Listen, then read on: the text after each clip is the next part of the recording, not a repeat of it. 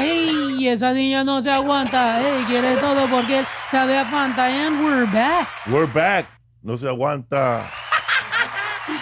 She looks like a big ass llanta. Hey, me? I'm dead. You guys got it right. I'm glad that we finally brought him on here because I was telling him I wanted to dress like him. I cut my hair like him. I want to be you. We're twins now. We're twins. We literally should, we should do, buddy comedy, fucking something like Shrek and Donkey or something. What's up, people? I know people looking at me. You introduced me. No, you introduced me. What's up, fool? What's up, everybody, man? I know you're looking at me saying, damn, Felipe made up with his daughter from Sweden. Nah, man. It ain't like that. It's tough.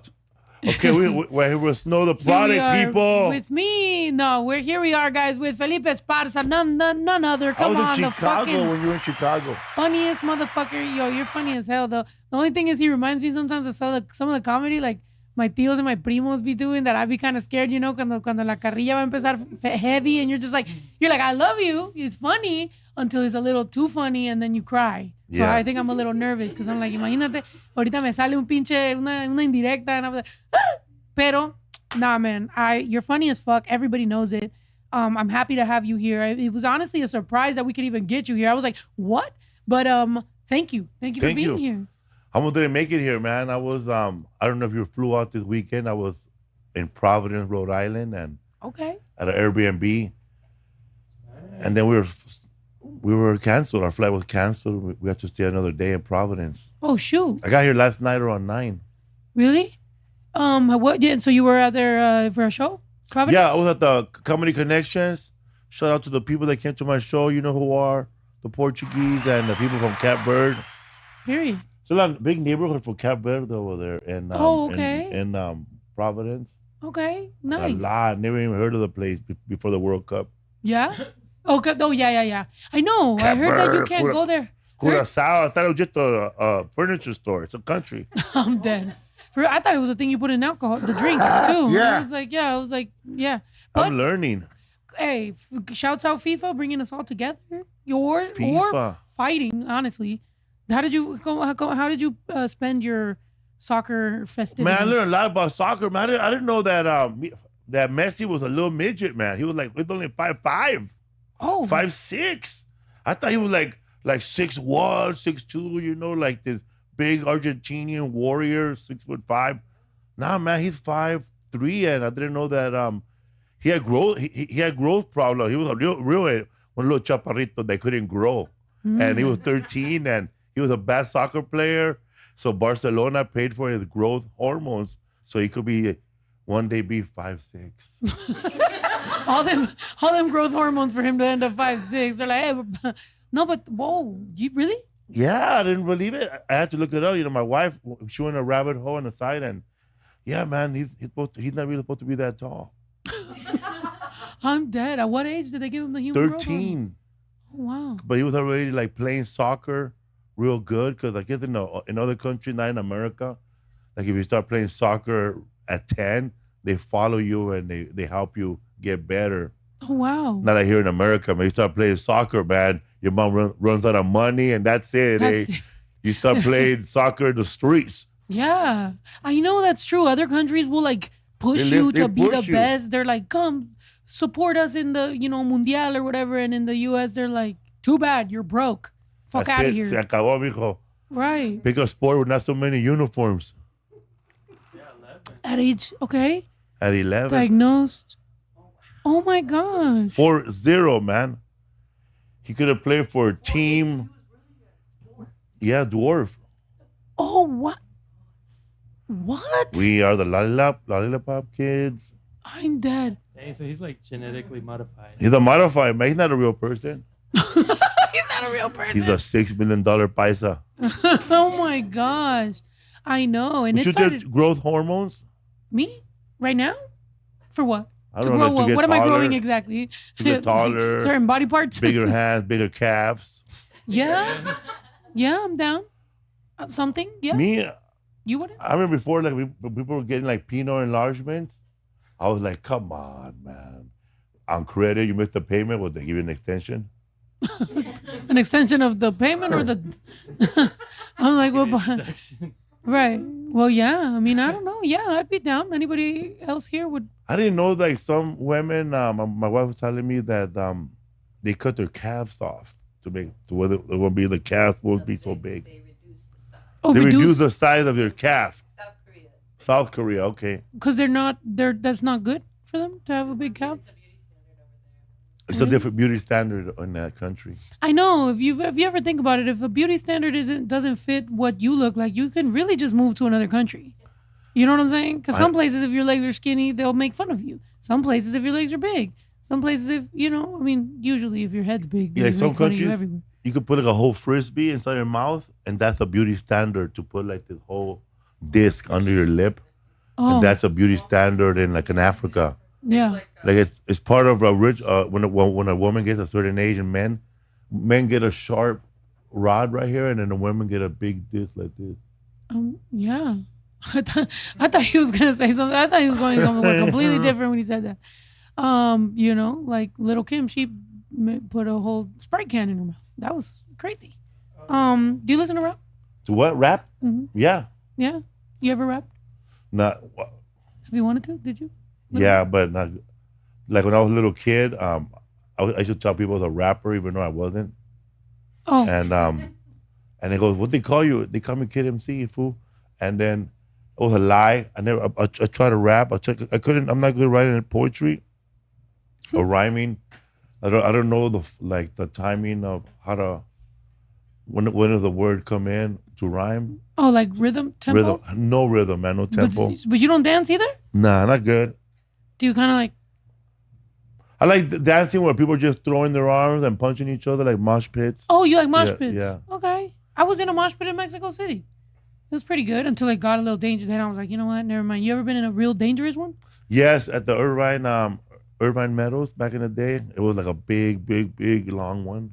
Mm. We watched we were listening to Metallica live. And did you punch anybody?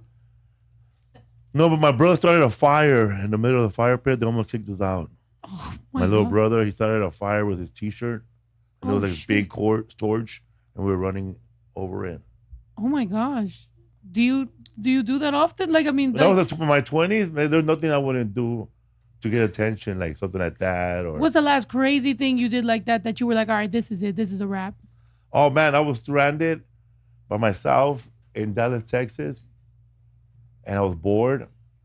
Oh Lord. And I had done all the coke that you can do, with your nose. Like it was done. Like it was They were just. I had a stuffy nose already. It was done. So I said, you know what, man? Started watching New Jack City, and I said, I'm gonna try to make crack right now with all this coke. So I called up room service and I ordered a big fat spoon and baking soda. And they brought it. There I was, man, like the Cookie Monster. I don't even know if I did a good job. It just tasted salty. I didn't do a good job. I wasted it. You wasted it? You didn't get higher? Nah, But do you think it was crack? Like, it was crack. It came. I just didn't know how. So you've done crack, Yeah. Oh. Yeah. and then that was it. You were like, you know These what? teeth are real. So you think? You think? That was it? After that? I think that was a crazy one. But in my 20s, you do stuff in your 20s and you never thought that, okay, I'll never do that in my 30s. But then you do it in your 30s. I'm dead. But then you tell yourself in your 30s, well, at least I didn't bite no one's ear off this time. I'm different now. That's what I'm saying. Just biting apples and leaving blood on it. Because we were talking about alcohol and like whether or not to get sober or whatever. And I was thinking, I'm like, maybe I should get sober. Like maybe, it's like I drink or whatever. But then I was like, I don't think I've done the thing, like something that I'll be like, yeah, you know what? It's a wrap. Like, I've never done coke. I've never made crack. No, like I thought think they just know the product because all you did was coke. because I'm a cokehead. No, But that was your Actually, past. no. I mean, that would probably be a way more interesting story than how I actually have the name. That's why literally I'm like, no. Some people ask, like, did you smell coke before? I was like, Yeah, they're like, are you the queen of the South? I'm they're like, "You Are you queen of the South? Yeah. No, I sold coke at some point in my life, very briefly, and only for money, and only because my friend who did sell coke and had the clientele, she started tweaking out and started thinking the feds were after her. So she was like, "I trust you," and she left me with all her clientele and her stuff. But I've never done coke, so like it was annoying, and people are hitting me up all night, and I have to go drop it off, and it was a lot. And if the amounts was so low, I was like, this is not even a fucking profitable business. And I lived by the freeway, and everybody was getting it on the other side of the town. So I was just like, this is, so yeah, that was it. That was my extent of being a drug dealer, and it sucked. And so I just got a job at the local Ralph's, and that was it. Paper or plastic? Right. It was fucked up though because my mom worked at Albertsons, and then they were on strike. But they were paying really good. So then I was like, Ma, and she's like, well, we got to pay the bills somehow. And then I went, but then I got fired because then they found out that my mom worked for the fucking union and I was a fucking scab. That's when I found out that you're not supposed to cross union, things or whatever. And I was like, you know what? I was a teenager. So I was like, this is the last time I'll do that. Was that the big supermarket strike back in the day when Ralph's, Vons, Albertsons? Yeah. Yeah. That was my mom out there. They brought in all the like people like you to work. Where's the milk at? I don't know. Yeah. People like you to work. Yes. I was back there trying to stock the freaking freezers and whatever, going to the bathroom. My people friend. Outside telling, fuck you, get out of here, You stupid. fucking suck. You took my job. Yeah. We want to get paid $1 extra. That's it. No, I got paid like $16. I mean, at that time, we weren't getting that type of money. Albertsons were paying really well. Yeah. So, shit, I went, for a while, few months. And then, it sucked. But the guys were hating on me anyway, the male workers, and it was just a mess. But wow, I remember that, man. Everybody was shopping at Big Buys. Yeah. La Vallarta was making money, man. Véganos, we killed all the roaches. I'm dead. Did you, what was your last 9 to 5? My last 9 to 5, I was working at Dodger Stadium, at Yoshinoya, Okay. making chicken teriyaki for the Hideo Nomo fans. And shoot. Yoshinoya in Dodger Stadium, yeah, Taco Bell, Carl's Jr. Dodger Stadium. Nice. I know all the secrets of these restaurants, man. You want to know anything about Taco Bell? I got you. Tell us. What's the juiciest secret? All that meat, everything. Taco Bell, the freshest food in America, by the way. It never touches the human hands. It never touches, as soon as they cook it, they bag it, and to make it, all you need is hot water, and that's it. It's like we're eating astronaut food, basically, but it's delicious. Yeah. I mean, yeah. Everything comes out in a bag like cat food, and then we put it inside a double warmer with hot water, and then we just mix it, and it's done. It goes 3D all of a sudden. Yeah, man. I mean, I do gotta say, because a lot of people, Taco Bell's known for like being, people are like, oh, it'll give you diarrhea. I'm like, I feel like it's always settled my stomach. I don't know what's wrong with me, but like when I'm hungover, if I eat Taco Bell, my stomach is perfect. So I don't know. It's never messed up my stomach. I don't understand people say that. Oh man, Taco Bell doesn't do me right, man. What did you have before Taco Bell? Right. A bunch of fentanyl, a bunch of drugs, alcohol. You probably went down on a goat. Whoa! Nobody bring the goats around here. Don't let the goats hear. Nah, 'cause I was doing a joke, and in Providence, there's a lot of like people there, and there's a lot of people there. I was just sometimes, man, like if the crowd is like they're not feeling it, I start trying out new jokes to see if they work. So then why give them my gold? They're not taking it. So I give them copper. I give them sand and water. We'll make our own gold together. But I was talking about how I was watching these. I got stuck on my friend's algorithm on YouTube, and he watches the worst shows. Like, you were stuck on somebody's algorithm, and you gotta watch their shows. He was watching nothing but police videos, so Midwest crimes. So there was one where they just catch nothing but rednecks doing crimes, like stealing fried chicken, or from Albertson. Oh, that's the best chicken, by the way. Albertson? And fried chicken? Fried chicken, yes, the best. Really? My mom worked at the bakery, so I would only eat bread. Nah, she would put the dollar sticker on the bread. Shit, we was eating good. That's old school. The old trick.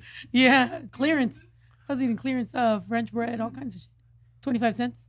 Anyway, sorry, the goats. Man, it's sad that when you go to the clearance at the supermarket, like it's by the bathroom. Oh, I gotta take a shit. Wait a minute, man. Dude, We got pumpkin spice champagne, 2 for $5, straight and up. we're in April. Yeah.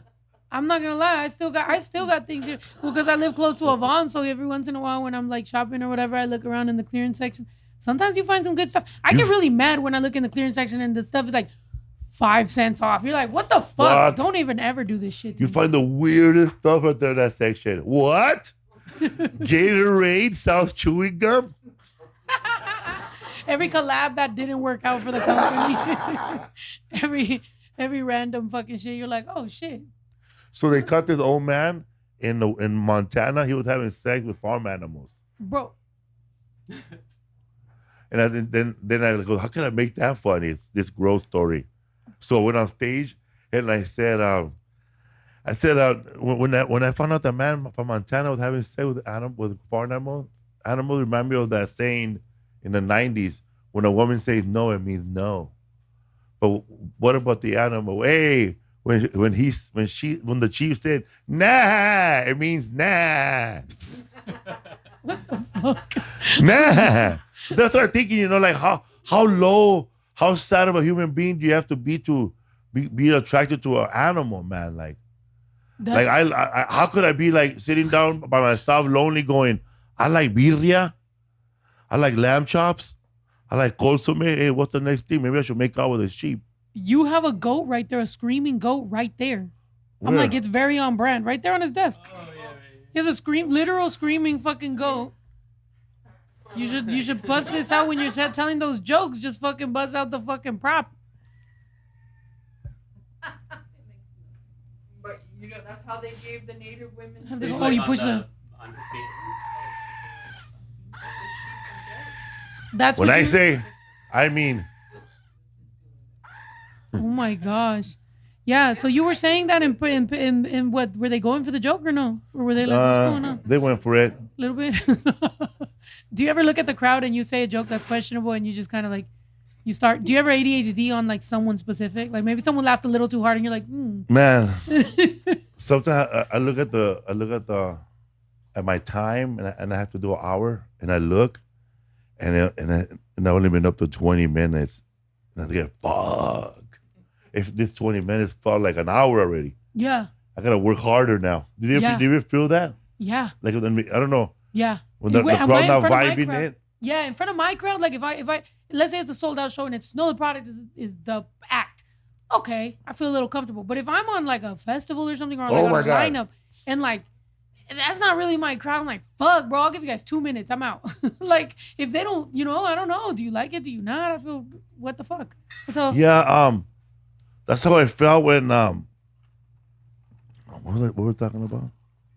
Festival. The festival are the worst because when I was a younger comic, they will put up all the big comics in the front, like Chappelle and everybody. They would tell Chris Rock, these festivals we have in San Francisco, they'll go up around late, bro. Then later on in the evening, and I'm performing at 7, bro.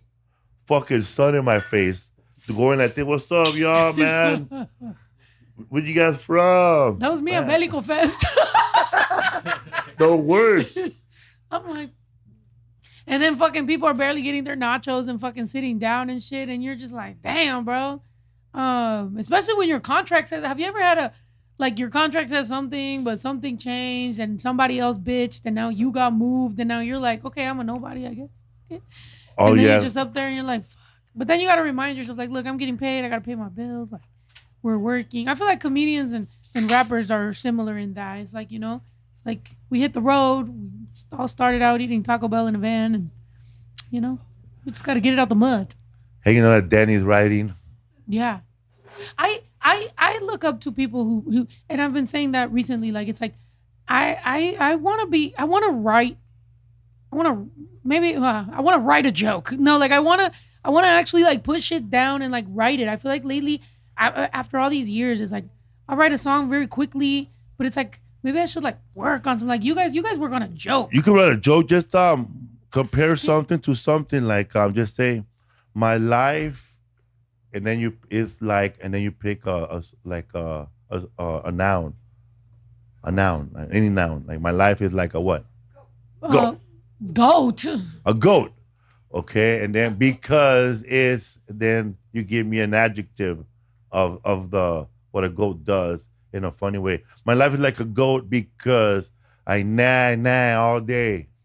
Considering your last joke about the goats, I think we need to leave the fucking goats alone, man. And Yeah. I have 3 goats over there. People are gonna Hey, what is that? Yo, Oh shit! what the fuck? Not the is big booty goat. Man, those are the goats they're looking at. Chill out, greatest of all Oh, those time. are goats that shake their booty. What? Goats shake their booty? Let me see. I gotta.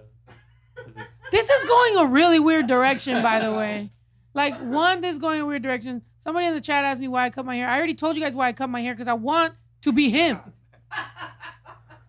Not Felipe, right? Yes.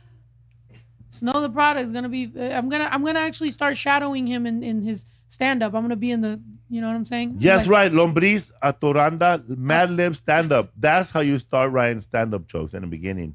You put a subject and then you write the punchline. Like somebody asked me when I walked into a comedy writing class.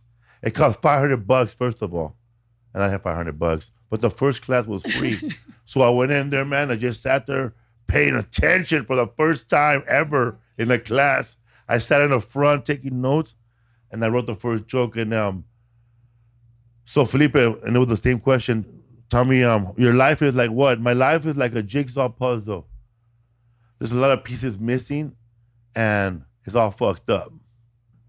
And then everybody laughed. They laughed so much, and I turned around. I said, "What just happened? Oh. Did I say something cool, non-offensive?" And that was the first joke. And then later on, you start getting better. Right, you start getting better, and I wrote a joke. It's a very about my father fixing stuff at the house with duct tape, and then one time he brought a television home. I said, "That TV got 500 channels," but when I got older, they didn't have 500 channel. It was a knob from the oven. My favorite channel was 300 degrees. Oh my gosh. So yeah, so it's stupid, but you just Aw. you keep doing it, and you get better, like everything else. Do you think the funniest jokes come from trauma? Trust me, yes. At first I was writing jokes that the ones I just told you, that's like not funny of it. But once I started talking about my real life, about like trauma, and I threw in my mom getting beat up by my dad, and somehow made it funny. And I did those jokes in front of my mom, and my mom laughed. She said it didn't happen that way, but hey, I was there too. Oh my gosh. She laughed though? Yeah, because I have a joke where I say that my mom got beat up by my dad, right? Whatever. But then my brother jumped in to try to help, and he got punched too. Then I tried to help, but then I changed my mind because I didn't want to get punched. So I just beat up myself. So, Oh my God. so the next day, everybody's all beat up except me.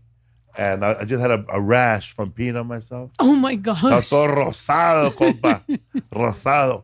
And my mom and brother have matching eyes. And they look alike for the first time. Oh my God. And she said, you really have my back. You really have my back. You really have my back. You saved me. Mijo, you really love me. Then the trauma come in. I said, then I was just standing right there, like this, trying to get I help too, They didn't do nothing.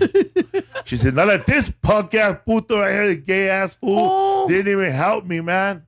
Right? Oh. So, you cry. But the punchline now is, the punchline of the joke is, you see, that's why you got your ass kicked, because you don't know when to shut the fuck up. ¡Apá! No entiende la hocicona. Listen. Le gusta la mala vida, la vieja. Así aprenda. I was 9, 10 years old. I'm dead. Yeah. I mean, yes. I was telling you right before we started, I'm like, I think, one, yes, the funniest jokes come from trauma. Sometimes, once you're all like therapied out or whatever, you hear these and you're like, oh, poor thing, because I hear that joke and I'm like, oh. But then I'm like, I'm tired of this shit. I don't want to be therapized. I want to be toxic. Yeah. It's more fun. I remember being toxicer and being like, fuck it, you know? And like, it's like, let's say, okay, I overwork because I have to fill a hole in my life. Then fuck it. Then at least I like go out there and I chase it and all this shit. Once you start trying to like, no, well, really, I don't need anything and I just go with the flow. That fucking sucks. That's boring, huh? It is boring, man. And when you watch the reality show, the person that's the asshole in the show is the most famous one. Yeah, why did somebody say, but why she bash people for political views? Shut your bitch ass up. Go to fucking hell. That's a political view just by that statement Just alone. that statement alone. Like, well, my political views. We're talking about trauma, you bitch ass hoe. How about that? You know what? Toxic me is activated. We're out here. I'm drinking. Fuck y'all. Sorry. Fuck y'all. I'm turning off fucking TikTok too. Hey, chinguen a su madre. Go to YouTube. I know, man. They I don't know the rules about TikTok. I started talking about crack smoking and it turned me off.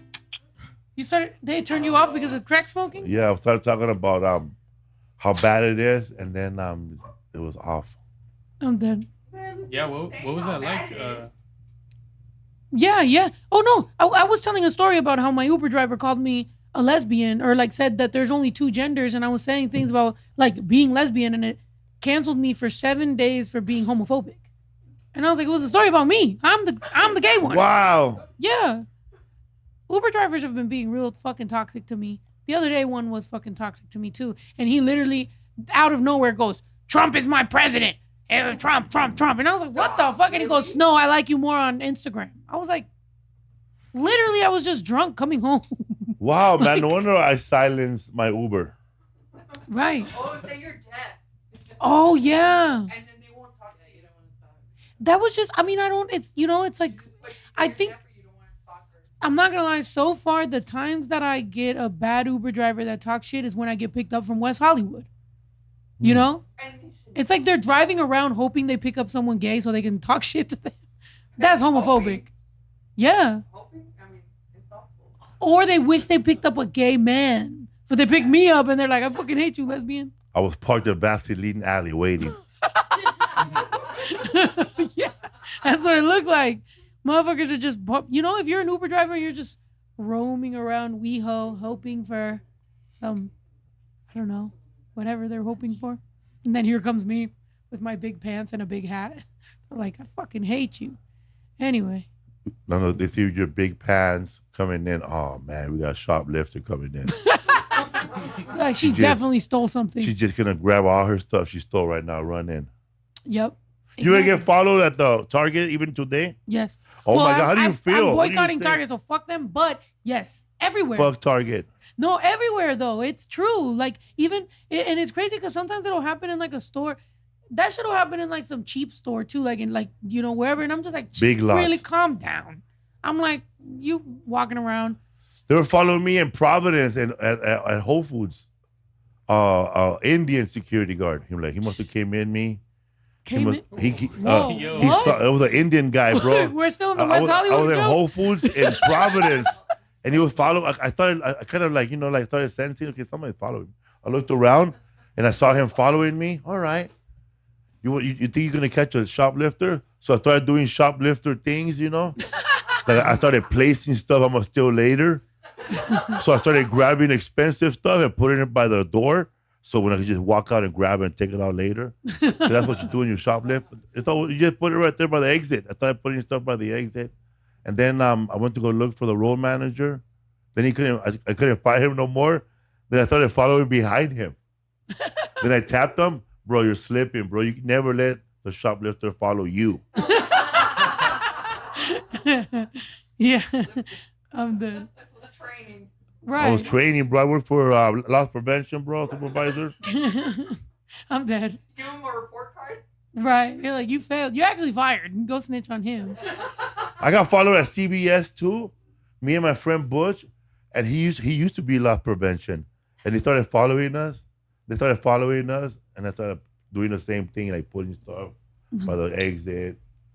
I'm asking how come the cough medicine is locked up. I'm dead. Hey, to the person who said we have the same haircut, I already made that joke. You can't steal my fucking joke. We do have the same haircut, man. Fuck. Block the word haircut off everything. Anyway, yeah, fuck Target. But Yes, they will follow you everywhere. They followed me around all the fucking stores. And lately, you said, because you said Big Lots. There's still Big Lots? I don't thought Big know. Lots got shut down. Big Buy earlier. Oh, okay. What's Big Buy? Big Buy's done. Also, He's old school. Bro, you're Death to capitalism. Nah, death to capitalism. 50. He knows all the old. Yeah, they reopened. They reopened. Yes, there used to be two of them. One in over there by. That's funny, man. I can't tell you what neighborhood it's called. I just know what gang is there. Over there by La Mirada Locos neighborhood in Hollywood. There used Holy to be shit. one. Yeah, Whoa, really? that's funny. I know where every gang is. I could be a gang app for the 90s. I'm dead. Were you ever part of a gang? Yeah, bro. I was jumped in, and then my father came 3 hours later and jumped me out. Oh, shit. My homie didn't even jump my dad. I got jumped too late, bro. Like 19, 20. Too late, bro. I'll never bet that. I know. I'm dead, really? That's crazy. So growing up, so like, I mean, tell me about that. You There it obviously- is. Right there, man. We used to buy our Christmas trees right there. So it's like a grocery store. Yeah, bro. Caught shoplifting there too. Dang. When's the For last real? time What'd you you- what'd you shoplifted? take? Oh, man. The last time I shoplifted. Did you ever get locked up for it? Nah, hell no. Period. Veterano for real. I've never been locked up. Never? Nah. Not even juvie? No. Nice. Hell yeah. You never Congratulations. been like arrested or I'll drink pulled to that. over? Pulled over? close? No, I wasn't the driver. I throw. Another thing that happened one time, and it's sad. If you're out there, if you're listening, hopefully you're not. Listen, they probably they show up in your algorithm because you're over 50 something. My friend was driving me home, and I was like passed out in the back, like this, just no seatbelt, and a little cigarette. Smoked it, threw it out the car. Cut to, they arrested him for a DUI. Damn. Because I threw a cigarette out and they started checking them. Damn. Man, I don't know if you ever like threw your homie down like that, man, but for the next 3 hours, I must have blew up and thought, I'm so sorry, bro. Wait, so I'm they fucking sorry, huh? How'd that work? I was pulled smoking a you- cigarette, threw it out the window, the cops behind us, they get us for throwing the cigarette out, and then they pull us over, and then they tell my friend to get out, and he's drunk. Oh, Damn. But that's y'all what were you- parked though. No, we were driving, we were going in the Oh, you were freeway. oh, They didn't shit. even get my friend a chance to swerve, eh? Damn. I must have called him like 100 times that night at 1 o'clock. What do you 1:30. do? What do Huh? you do when your friend gets? I went back to the party and he went to jail. I said, well, I can't go home now, man. My homie's locked up. Oh my gosh. You were like, I I gotta. went back to the club and got more drunk, and we were all going. You were like, I'm going through things. We're I need all a drink. we're all going at this. Man, we're gonna have a car wash for him. We're gonna have a fundraiser, bro. We're gonna call Father Greg Boyle, see what he could do. Call the Homeboy Industry. I'm dead. I remember trying to get a job with Homeboy Industry back in the day. I'm dead. They told me to go get shot first and come back, and we'll give you the key to the van. What? Wait. I'm dead because I actually have to call them back. But No, it's a joke. okay. What 'Cause time of I'm day like, is- oh my god. Yes, I was on the show Superstore. Yeah, I grew up with Father Greg Boyle. That's my neighborhood. Mhm. But I used to be connected to them when it was called Jobs for the Future. Hmm. Nothing stops a crime like a job. So before, nothing stops a bullet like a job. So before Father Greg Boyle had Really? had a Homeboy Industry, they had Job for the Future, and he had no office. He would just go in his van and pick up cholos. Hey, they're hiring at Sears. I need 3 losers. And no, What? I need 3 cholos. I need three able persons. And they would get in his van and he would drop them off. And Father Greg Boyle would make a deal with the employee and say, listen, man, I know you're not hiring, but if you could just keep these 3 guys here for 8 hours, I'll pay them out of my money. Oh shoot. I'll pay them. You just train them. So later on, they say, okay, man, we'll keep Jacob, whatever his name is, Jacob, a fake name. Mhm. And then he will get hired like that. He'll get hired, and now he's working there as a regular job. Mhm. And then it makes Father Greg Boyle look good, and then he will bring in more people for that Aw. job. And then that's how he started it off like that. And then the money started coming in later, and then they got incorporated and they call it Homeboy Industry. I love that. But I was there in the beginning, man, when he was on his beach cruiser, grabbing people that were in the wrong neighborhood and go, hey, man, you're from TMC. You shouldn't be here. You're in East LA neighborhood. So they would take them to the church and they would just spend the night in church. That's so cool. Yeah, he would do Oh that, my all that. God. I don't think there's ever been a better ad for Homeboy. Like, I'm literally I want to get involved. Like, that sounds so nice. Yeah, From the jump? From the jump, man, like he would, they'll be like, he'll see like a homie that's not in the wrong neighborhood and Father Gray will pick him up and take him to the right neighborhood. Oh. So he won't get murdered. Oh, he would just take him to bang somewhere Yeah, I know else? all these fools right there. I'm thinking it's all wholesome. He's like, he would pick him up, take him back to his hood. They'd jump some other guy. I'm like, what? I know everybody right here in this photo. The Asian guy, his name is Hong. That guy right there, his name is William. They were my neighbors. I love that. Yeah, and they're all doing great. Hong has a hot dog stand somewhere. I don't know what multiple hot dog stands. And William's brother, he's like a cool ass tailor now in El Salvador. The kids are doing good. I love that. You know, they have the at the airport, right? They have the Homeboy Industries. They have like right there. Yeah, I've gone there before. So they asked me, they were like, "Oh, you want to work with?" And I'm like, "Hell yeah, I'm down. Like, I want to do something." None of those people in that picture can ever work at the airport, by the way. Oh, why would that mean? Because you gotta have a clean record to work at the airport. Oh shit. Oh, yeah. It's the Homeboy Industry. Yeah. Yeah. Well, I mean, shit. I'm barely getting educated. If they had the real homies working at that Homeboy Industry cafe in the LAX, all the knives would be chained up to the wall like in prison. Somebody said this is very true. Felipe is an older version of your cousin. It reminds me so much of him. I find it really weird that he's being so fucking quiet. I find it so strange. I think he's like in awe of you. He's like, yo. Oh, come on. He's like, no, yeah, because you guys talk similar and you guys are like that. My cousin's stories are. That's what I said. Felipe is an older version of your cousin. Reminds me of so much of him. Yeah, yo, talk to us. Pali Contreras. What's up, everybody? Good morning, good day. Good morning, good day. You're not lying because when people hear my voice for the first time, like I just heard him for the first time, I don't know whether he's from the East Coast or California. What up, y'all? He's like Joey Diaz. No, but yeah. You know Joey Diaz? Yeah. That's why cocksuckers about the he's and the ha-has. We, all three of us, when I was barely starting in rap, and he was learning how to screen print, he was learning how to make video stuff, and I was learning how to rap.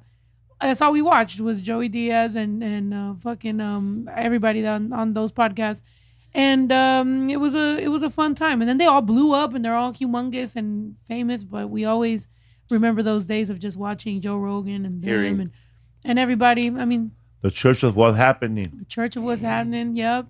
And that fucking what's the white guy that's always with him? Lee. What's the one before that?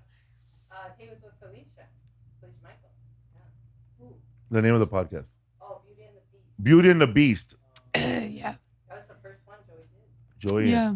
No, it was dope, and that's why all the stories and everything, hearing them. But yeah, so that's my cousin and my brother. We've been at this for a long time. A lot of people don't realize that it's really just us three doing all this shit here, and we learned it all. Got the whole family involved. Hell yeah, you know. I think it's really dope that I think it's really dope that right now while you're talking about LA, it's like I'm picturing it in my head like a Mi Familia movie or something. Because I'm not from LA, so it's like whenever I hear people that are really really from LA, you're from I'm like, Chicago? that must be so fucking dope to hear.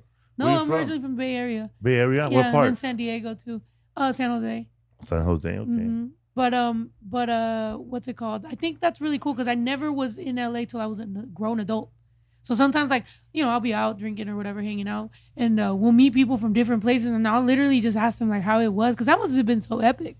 Like, LA is a fucking huge deal, and especially, you know, Chicanos and Mexican Americans and everything. It's like, I just like hearing stories. LA is so big, the city of Los Angeles, that you got people from Pomona claiming LA and other states. I'm dead. True. What That part is of true. LA? Pomona. But you know what, man? Pomona is part of LA, man. LA County. Yeah. Because that's what the LA County Fair is. Yeah. Well, wasn't everybody finding out when voting for LA mayor and all that, who is and who is not part of LA to at least vote? Yeah, but that's dope. What's the craziest story that you have for me, like from growing up? Like the first thing that comes up in your teenage years, street shit. Growing up, I think I was lucky because I think my mom was one of those ladies that took advantage of city programs, and she was involved with the school. She was involved in our lives in our school, so she knew where like the summer camp was or where she would take us to the library. She taught us that type of stuff. So we got to go to summer camp when I was little Oh, and experience it. It's funny. My wife and I, we have a podcast called Do You Even Binge? And we were talking about summer camp movies. And I remember that I was telling her, no, we had in our neighborhood, we had Boy Scouts, but we had no uniforms. no. That we were part of the Boy Scouts, and we had the Boy Scout commander. I forgot his name. Maybe I think his name was Luis Sotelo. I don't know, but he was Salvadorian, and I remember he kicked me out of the Boy Scouts because I called that fool the Boy Scouts. You know, Salvadorian, they say vos, hijo la puta, vos. I'm dead. They always Yeah. say vos. Así se hace la lumbre, vos. So I called that fool ¿dónde vamos con los Boy Scouts? And then, yeah, bro, did you get kicked out of the Boy Scouts? No, bro, fucking Salvadorian guy, I got kicked out of the Boy Scouts. This fool just giving us machetes, bro. We're making trenches. I'm dead. So, we're the Sandinistas, bro. We're not the Boy Scouts. Oh my And God. so that was an experience, man. I got kicked, but this guy was like, But you why? know, Why'd you got kicked out? oh man, we're making fun of him. Everybody No laughed. mas? That was it? Yeah. Everybody left. Well, it's a housing project, so we don't have time to get to know everybody's attitude and personality right away. So the first Boy Scouts meeting, we had like fucking 40 kids showed up, and they had to cut it down. So right away, like my brother started talking shit and bullying kids. He's out. So he's out, man. He started a gang instead. Oh my gosh. I'm dead. So What? where was the Somebody said I sold Felipe crack at MacArthur Park. Probably, yeah. Shoot. What the hell? They're probably outside MacArthur Park over there by that street, Whitmer. Felipe, I remember going to Wild Coyotes on lesbian night without knowing. I thought it was comedy night. I remember that, bro. You were there on a Sunday night. What's lesbian night? Where's lesbian night It was on at? Sunday night. Wild Coyote? Yeah, Wild Coyotes Sunday was Pride Sunday, and it was packed. And you will see a lot of women there, and they were doing karaoke, Nice. having a good time. But people thought it was comedy that night, and it wasn't. It wasn't. I'm dead. That doesn't go down anymore. I don't know if they still do that. That club shut down, man. There was a Dang. lot of problems with that club. Oh, why?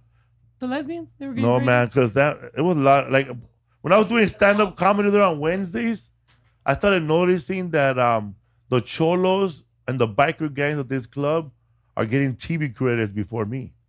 Like they were on TV before me, and I've been doing this for 11 years. I saw this gang they used to hang out right there on Cops, on Gangland. I saw that biker gang on Gangland. I'm dead. Oh, yeah. They mentioned the club, and he goes, I was there, man, making them laugh before they started killing people. They would go there for a good laugh, and they go stab people. I'm dead. Oh, they said, give Felipe more water. My boy thirsty. Get him more water, Give him more water. cocksucker. Give him more water. Give him some juice. Yeah, my bad. I know we're over here. I'm in awe of the stories. I genuinely ¿Y tú? Oh, the first time I was telling somebody that the first time I did a show in San Jose, just check this out, man. I was doing a show in Phoenix and Tucson, and then we flew to Arizona for a one night on a Sunday. And it was this gay bar. I didn't know it was a gay bar till after the show. It turned into Brokeback Montaña. Nothing but gay paisas, man, with pistols. It was like it turned into a gay cowboy bar with paisas, like total gay bar. I think it's called the Dorado.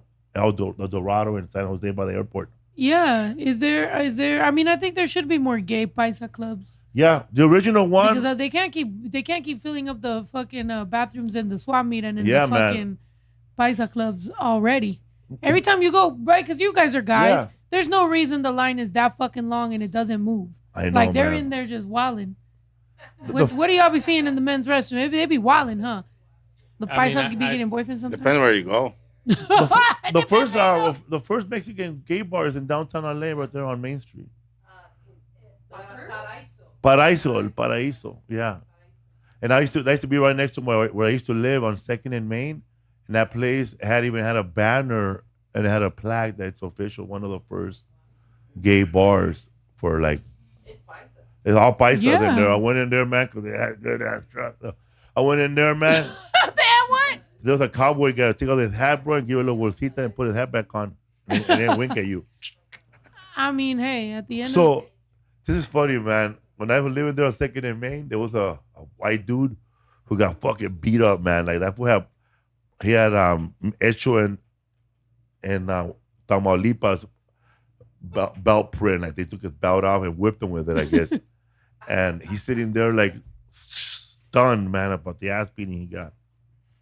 And the cops who know the neighborhood are asking him, "Come on, sir, did you provoke a situation that led to this inside that bar? Be honest." Listen, man, I'm a straight white man in a gay Mexican cowboy bar. What do you think? I'm dead. Wait, what did he do? No, he went in there, man, and he probably is gay too, but didn't like his vibe, I guess. Oh, okay.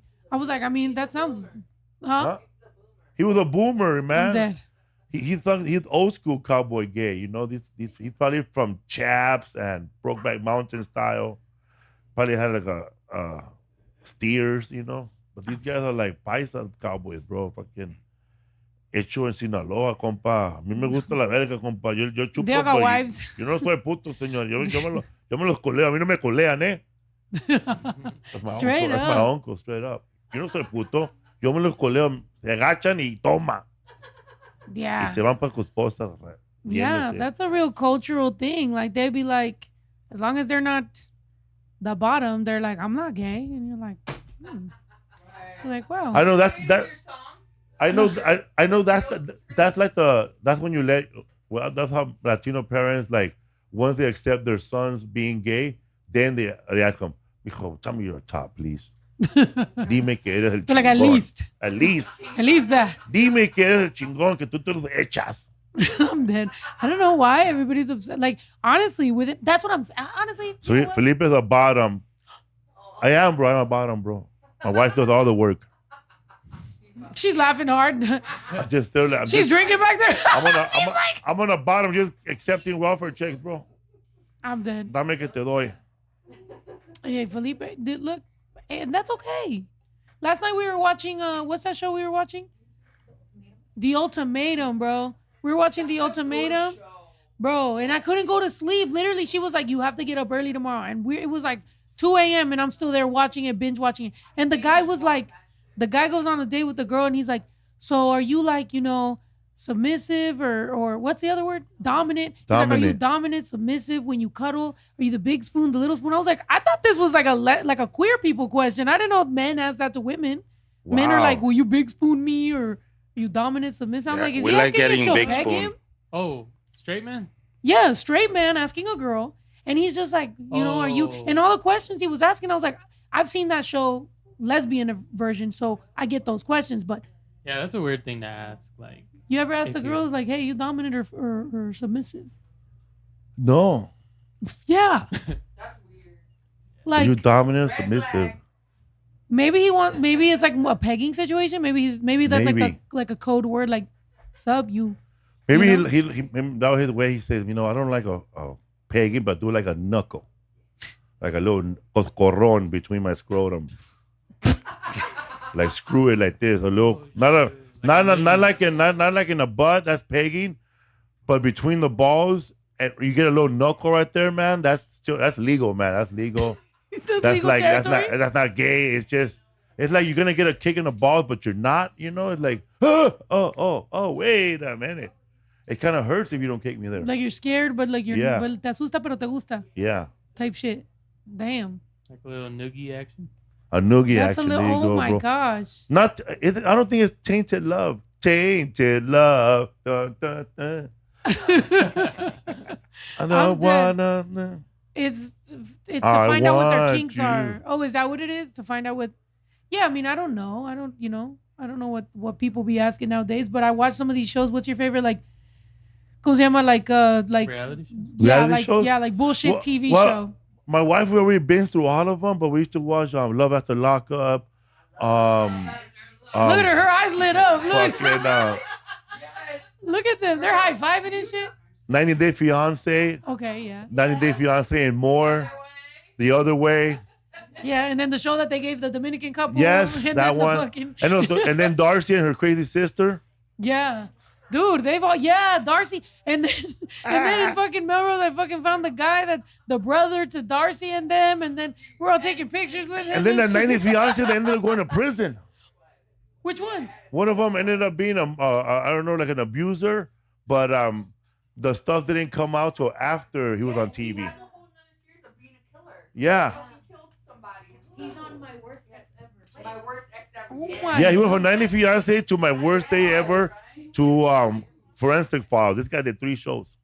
And Forensic Files. That reminds me of the time. Remember, we were watching Wife Swap, and then the dad was with the kids or whatever. And then next thing you know, I'm watching the news, and it was when that kid flew away in a balloon, and they couldn't fucking find him. And then I was like, that's the dad that was on Wife Swap. I was like, I'm going crazy. And this is prior to like, nowadays you look it up on TikTok, you find it like this. But that, I'm like Googling, I'm like, that's the dad. And it took a while for them to, and then they were like, that was the dad.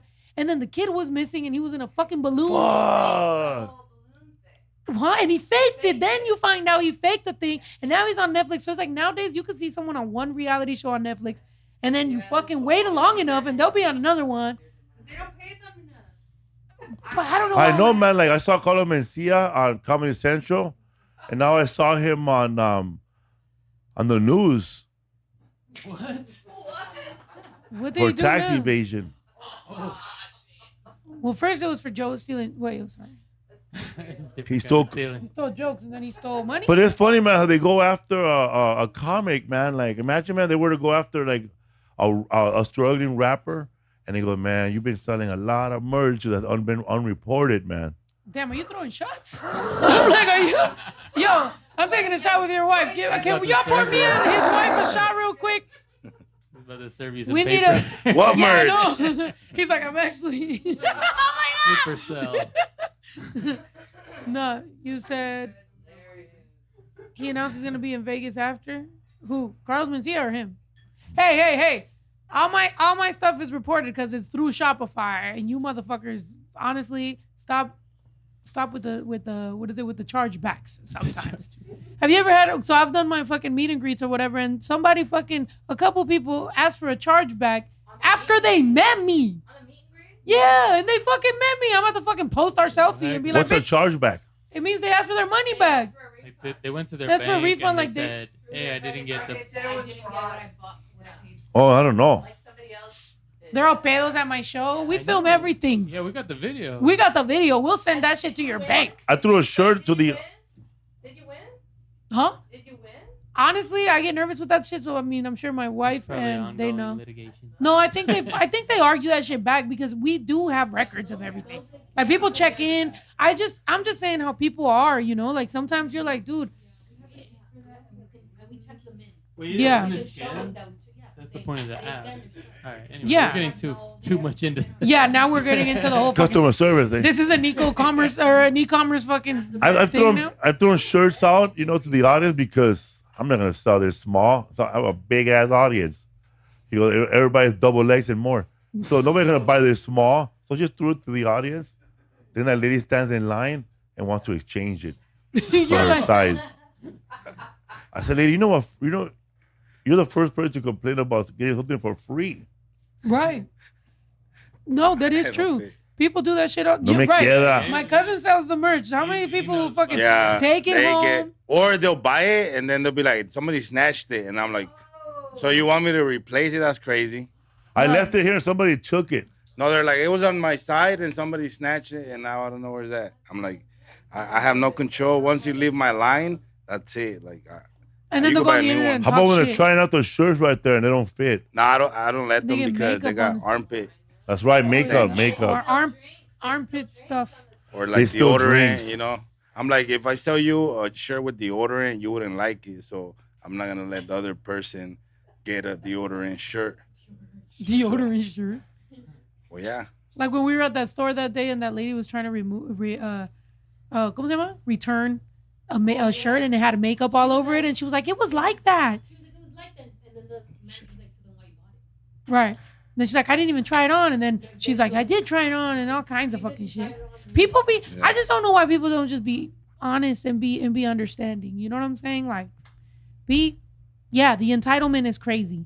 And then especially when people, it's like independent. Like you had people bootlegging your merch outside the shows. outside, they were just outside bootlegging it. They didn't even try to be creative. Right. I did Oh buy my- a Gloria Trevi's bootleg. Damn. I ain't gonna lie, man. I went to go open up for Cuco. On the way in, I bought a bootleg sweater. You bought a cuckoo. I bought a Cuco sweater because, man, that shit looked different from what he was selling. It looked cool. It was pink, and it had Cuco in the car, and it had the dates. Sweater said Goku. Yeah, man. It said, no te metas con mi cucu. And then my wife hit his car on the way out, too. Damn. Blast. Oh my bad. And I Does he know? wait. Just airing. Allegedly. Did you flash the shirt at him? Yeah. And we paid him. We basically No, paid 'cause- him the Because I was going to perform at the Greek Theater after, like, which was 3 weeks ago. But I think, how could I add for my show right now? So my wife made these cue cards right here, and I pay the hot dog vendor $20, $40, $100, and I put the magnet on their hot dog stand. So when people buy hot dogs and they click on that thing, it'll go straight to buy tickets for my comedy show. Period. I feel you. Hey, I like that. I like that. Shit, I But- might have to talk to you. And then I bought that shirt. Like, hey, girl, we need some promo over here, and we'll just get you. You know, you want it. We should have somebody that's like bootlegging the stuff. Your own stuff. Yeah, because the guy from Armani used to bootleg his own stuff in the streets. No, yeah, but the guys were getting mad. Yeah. And Huh? it's like, really right back to you? I thought about it. I was like, I literally told them, I was like, one more. If we go to one more city where that's happening, I'm gonna go out there and I'm gonna buy it wholesale, and I'll just sell the shit back, buy it wholesale. But then I was like, but then everybody was arguing about, am I gonna invite more people to do it because now they're gonna know the wholesale, whatever the fuck. But then people were threatening.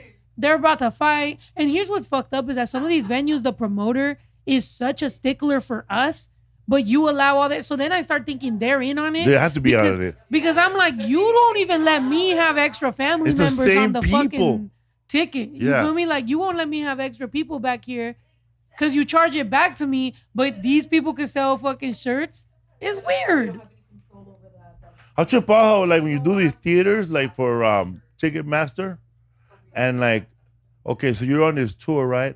And Ticketmaster is selling your tickets, but then Ticketmaster also owns the theater, Mm-hmm. and like, these people make a lot of money off of Yeah. me.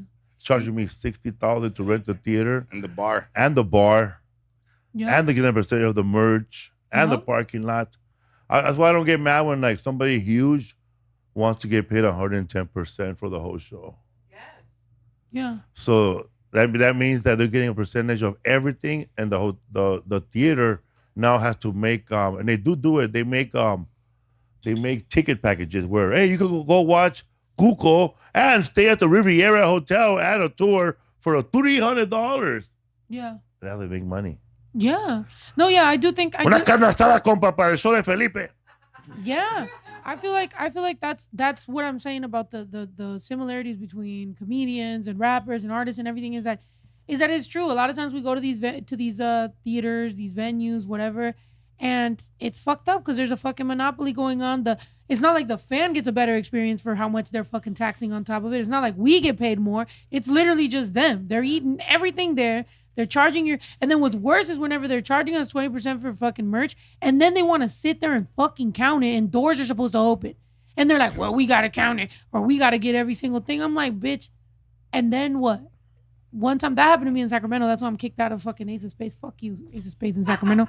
Because they want to take forever. there They in want to February. count. Oh, sorry. I'm just kidding. No, I'm just kidding. I'm like, damn. I didn't know what that is. They count, and they want to count every single thing. They want to go through every single person's security. Now it's taking forever. Now the place is halfway full. It's a sold out show, but it's halfway full because they took forever. So now I don't want to start the show because nobody's in the venue yet. So then I hold my show. So then they're like, fine, since you held your show, now as soon as you get off stage, everyone has to get the fuck out. I'm like, so you didn't let me sell merch at the beginning and you're not letting me sell merch at the end? So I'm just like fucked because y'all want to get every single penny and check every single person. So anyway, that's the reason why me and Ace of Spades got in a fucking argument. And that's why I got kicked out. And I'm sorry, Sacramento, because I owe you a fucking show. I should see y'all somewhere. Let's go to the swap meet or something. I don't give a fuck. Let's get a quinceañera fucking, ¿cómo se llama? Hall. Yeah. And just fucking do the shit our fucking selves at this point. Yeah, man. Call MC Pancho, hey, host. Hey. So this, yeah, this ever happened to you? And usually happen like in small towns, like Yakima, Washington. Hey, Yakima. You show up. You're right. You just say the promoter fucked up the play trip, everything. So the whole day is going bad already. You get there just in time to perform, but there's also another rap group that you never heard of and goes, oh, we're the openers, and you find out that they had to. They were really the grunts of your whole show. Shout out to those rappers, by the way. The ones that actually got to go sell your tickets, promote, put the flyers up, and then they still got to pay $300 to be on the show. Yeah, that's why I don't have no fucking openers. Because Me too. I won the contest, bro. What fucking contest? Right.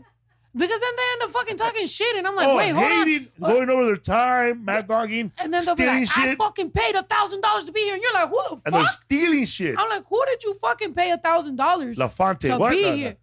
Not La Fonte! Shout out to La Fonte and Yakima. You know him?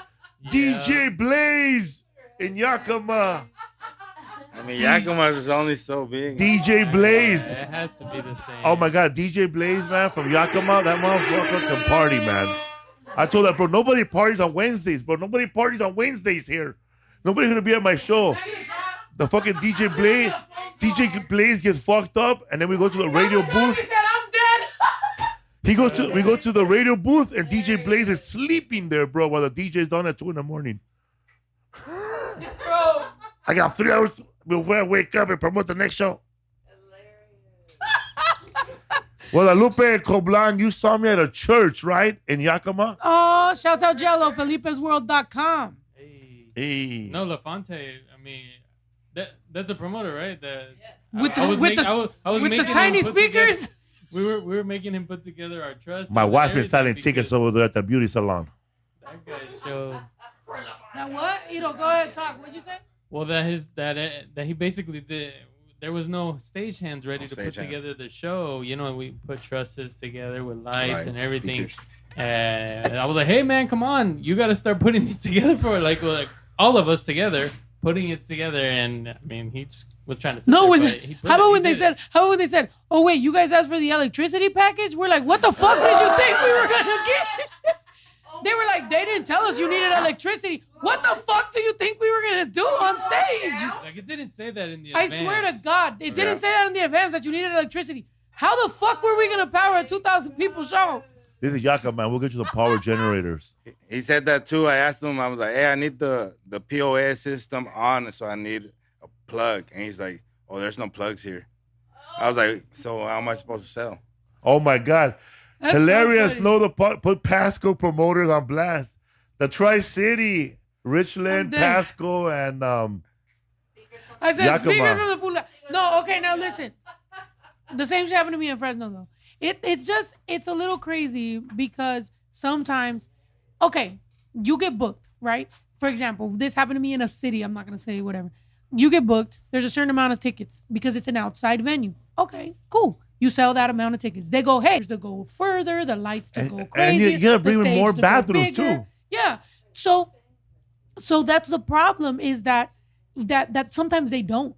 Sometimes they just want more money coming in, but they don't want to up the experience. They don't want to up the pay. They don't want to up they'll pay. They don't want to hire more food vendors. Exactly. They don't more want bathrooms. more all that shit. Trash cans. That's where it becomes a problem when when we as artists, we show up and we're like, hey man, like, you know, for example, my strobe starts catching on fire, things are on fucking smoking. You're just like, what is? You fall through the stage.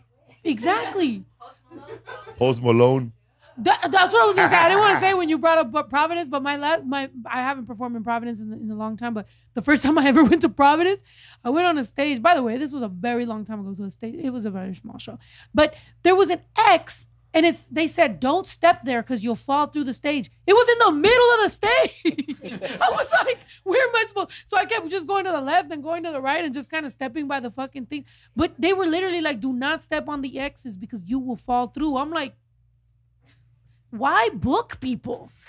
And speaking about selling tickets, I just start venting right now. One time I sold fucking tickets for fucking Pitbull, and another time I sold tickets to open for Bone Thugs and Harmony, and they ended up not even letting me fucking open for anybody. It wasn't their fault. It was the promoter at the time that was like, by the time I wasn't 21 yet, and fucking, this was a long time ago. And then I fucking went on stage, I go to the show and they're like, oh yeah, the venue's not letting you come in. I'm like, I sold 50 tickets to fucking come, you know? And that was it. They just fucking sent my ass home. And I was depressed as fuck at my house with my bottle of Hennessy. You know? I did a show back in the day, man, in Puerto Peñasco in Mexico, Rocky nice. Point. Okay. It was a Labor Day weekend. It's supposed to be this big show with Julio headlining in Puerto Peñasco in Mexico and Sonora. And all these rappers from everywhere, man. I remember there were these black rappers because, like, I guess they were making up names. There were so many rappers, bro. There was this rapper group called Negro League. They were actually good. They were called Negro League, and we were hanging out with them because they were like cool. But there was other rappers from everywhere, Latino rappers. But the show never happened, and we just hung out in the stage area because the promoter was from America, and he rented the space, but there's bars like Tijuana all the way around that place. There's bars, and all those bars we're gonna let everybody in free because they have a club. They're not gonna charge to get in, so then they're gonna have drinks. So the promoter said, well, those guys said they're gonna charge to get in also. So we're all gonna charge to get in and make money. Then at the last minute, all those clubs said, nah, man. They saw everybody showed up for the event, and they opened up the door for free with drink specials, and nobody went to that concert. Damn. Man, when Julio performed on stage, they were taking shit down. When I went up on stage, I was performing to the grip guys, bro, the light guys. Damn. They were taking stuff down. And then they wrote me a check, and it bounced, of course. I was not expecting it. Dang. And it was sad because the promoter drove me from Arizona to that gig, and I was in a van, and the van was full of boxes, for flyers for that show. And I remember going in the back, going, okay, we won't need these anymore. Damn, no, yeah. That's Pathetic, how it be. Man.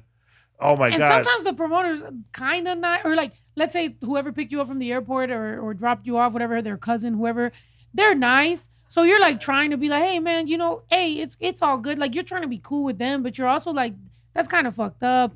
Like this is you know, so I don't want to just shit on every type of promoter that's out there. I think there are some people that are really trying to do their best. I do try to give, you know, the independent promoters first dibs because I don't believe that, you know, what is it, AEG and Live Nation and everybody should just buy up all the fucking venues and all the fucking tours. By the way, I'm super blackballing myself for saying that, but I don't think that that's how it should be. I think there should still be independent promoters. But if you are going to be an independent promoter, just take it as professionally as possible. Just try to remember that we're on the road every day and, you know, we have a team and we have a staff and, you know, if we show up and we're like, hey, we need towels if you want us to shower at the venue and you show up with the towels at 7 o'clock and doors are at 7 o'clock and now we have 20 people to take a shower at 7, but you want us on stage. I don't know how that's supposed to happen. Plus makeup, like, you know, so just try to remember that we're people and we're on the road. You took a shower at the theater? I've taken what? I took a shower in a sink. Literally, I've had people think like they was. Man, you must be running in a hurry. Huh? From gig to gig, huh? You don't have time to go to the hotel? I'm performing every day. You don't have time to go to the hotel and change there? No, we're on a bus. Oh, you gotta go straight to the theater? we sometimes barely can make it to the theater. There's been times where we made it to the theater for loading. Loading's at 12 p.m. and loadout was at 1 a.m. You guys sound Damn. Yeah. Sound check. And here's the thing, we're showing up, right? By the way, I mean I'm a little lit now, so I'm just gonna talk my shit. We're showing up with trusses, with lighting rig, with extra speakers, Everything then. with package, with real and the venue's not paying me more for that. The promoter's not paying me more for that. I'm showing up with that because I want to bring the fans a show that I could be proud of. So if I'm spending $100,000 on more lighting and I'm spending, whatever the fuck I'm spending on people to be able to do it and whatever, I'm doing that shit because I want you guys to get a show from Snow the product that I could be proud of. However, these motherfuckers, some of these venue people, promoter people, whatever, they don't see that from us. They see it as a headache. And I'm like, dude, I'm showing up to your venue. I could also, which I might do what they want me to do, which is just show up with a microphone. And I don't know, I could go up there and I could just talk shit all night or do whatever the fuck. But honestly, it sucks because they don't see that as a value sometimes. They're looking at me like, well, we don't have electric. Where do you want me to plug that in? You know what I'm saying? It's like, imagine you're being met with like that and then you're trying to just hype up the crowd and impress everybody and entertain everybody. And yeah, it takes 4 hours, 5 hours to fucking set everything up. And then they're like, well, shower where you can. You're like, damn, bitch, I guess. Or there's no hot water that's the times I did shower in the sink twice on this last tour, by the way. Sorry. There was no hot water. Sink. There was no hot water. There was no hot water, and we have 20 people to fucking shower, and the shit's just, one bathroom, the other bathroom, whatever, and I'm just like, look, here's what I'm going to do. Bring me extra towels, and I'm not going to shower in the sink like this. I'm sudsing. I'm in there singing to Drake, shower, there's water all over the floor. I'm washing myself. I'm having a great fucking time. I smell great, because y'all tell me every time that y'all meet me at meet and greet, you smell good. You don't know I just showered in the fucking sink back there. But I did. And I'm out here. And, and we're going to have a great fucking show. And I performed for 2 fucking hours. And I'm not going to lie. If the last tour was my last tour ever, I would be happy with that because I would be like, I left y'all on a good fucking note. Brought out mariachis every night. Brought out flamenco. Fucking got tattoos on stage. Did all kinds of shit. We really give a fuck for y'all. But we're going to need promoters to meet us halfway. You hear me, man. Yakima? No, Yakima.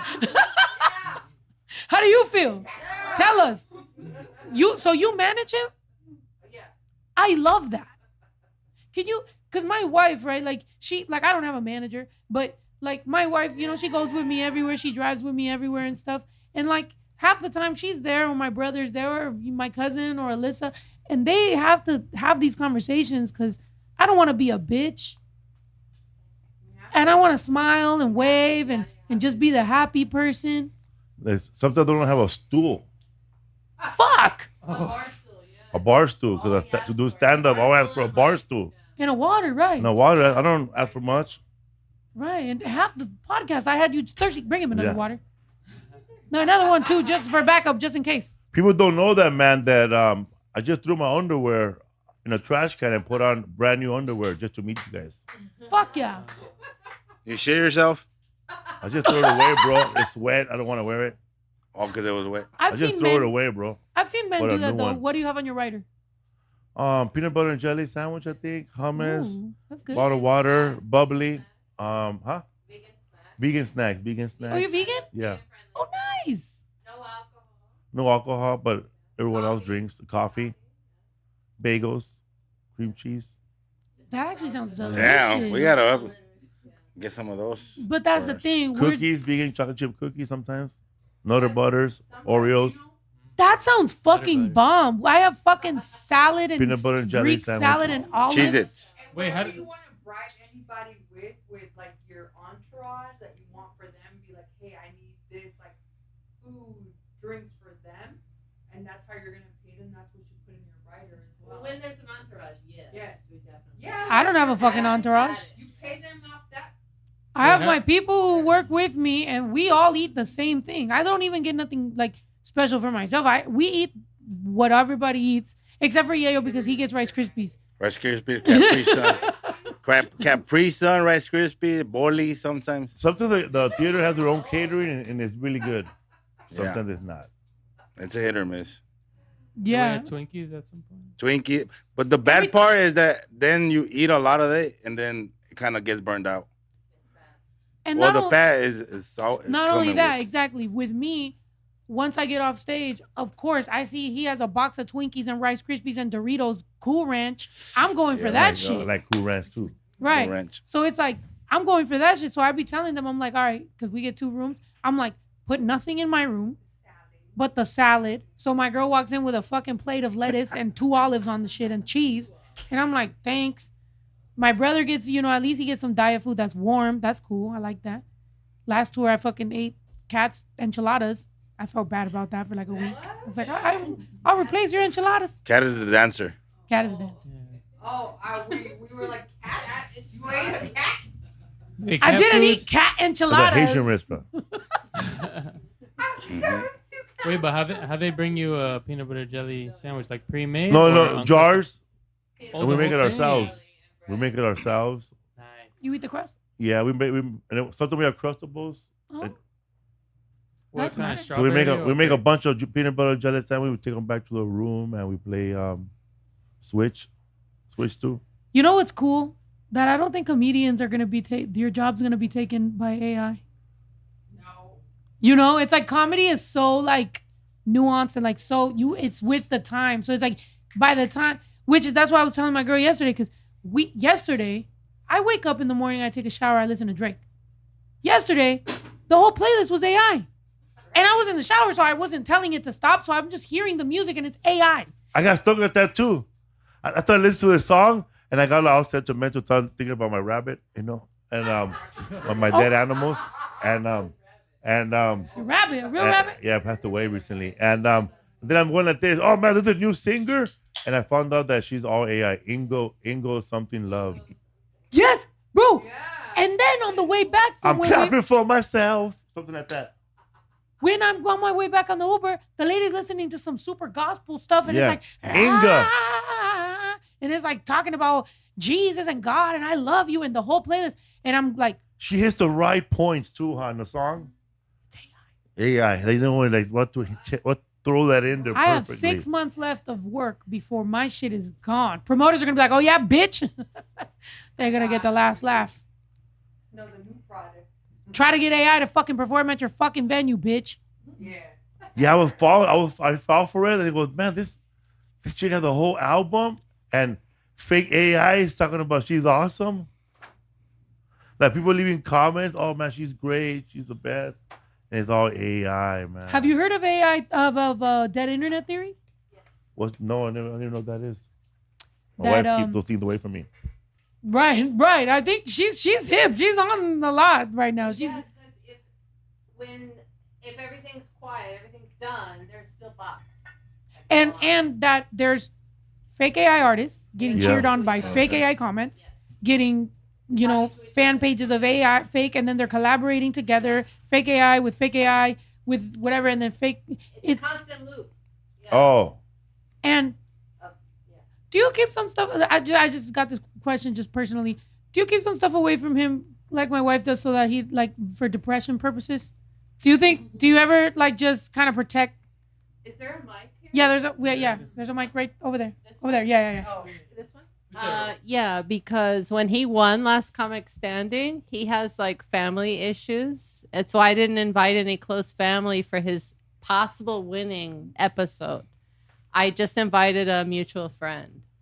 And it said Felipe's family on it. But if I had invited her and you won or you lost, it would have been very emotional and maybe too traumatic. That was my, Oh, yeah, she loves honestly. you so yeah. much. That's Yeah. if I would have won, beautiful. my mom would have said, "Mijo, I was so nervous."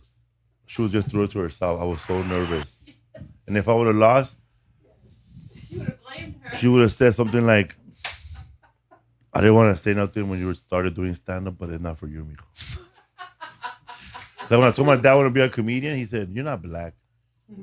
Deja eso para los negros, mijo. Esos son payasos. El Eddie Murphy. He thought Only comedians black or people white could be comedians comedians. could be famous, Yeah. not Latino. I showed him That's you. We are more similar than just the green shirt and the haircut, my Yeah. my guy. We are. My mom's kind of person that you could come in with all A's, but then she'll break you down and go, pero te peta la boca, puras A's. Yeah. That's why when that woman, man, I had a great joke about the woman that won the powerlifting in 1992 Olympics. I guess she won the powerlifting, this Mexican woman. She won gold for powerlifting. Nobody cared. Nobody saw.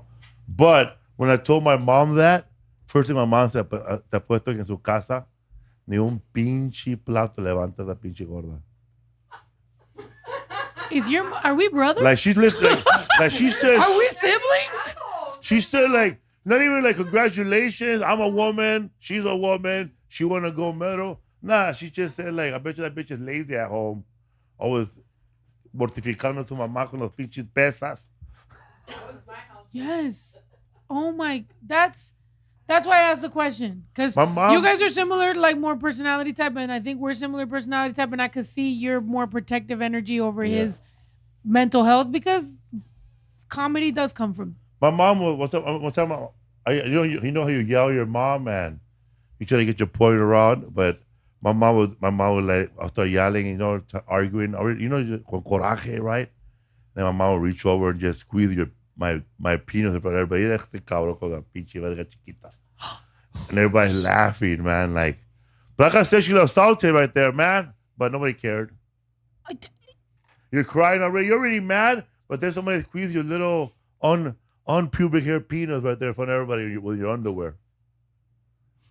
Bro. Ni tienes pelo en la verga, mijo. Chillando como el pinche chillón. Oh my God. Yeah. What? So you don't wait. Somebody fucking ask him a question. I'm so fucking. Oh my God. I'm sorry. Okay. Like Sorry. I'm growing I'm up. sorry for touching you. That's all right. Clearly, you could I touch don't me. want that- I don't want that to be a problem. a growing trigger. up, I have a friend who loves lentils. Right? His name is Saul Trujillo. He has a voice like somebody kicked him in the balls. He looked like Selena's killer too. And he hooks up with chicks with fucking Jack, the fucking Christmas Story tattoos all the time. Like all his chicks have been girls with Jack tattoos from the Christmas. Jones? Jack, yeah, BPD. yeah. Yeah. So we were working on a show one time, and he goes, "Oh man, what you gonna eat when you get home?" I go, I'm gonna make some lentil chili beans."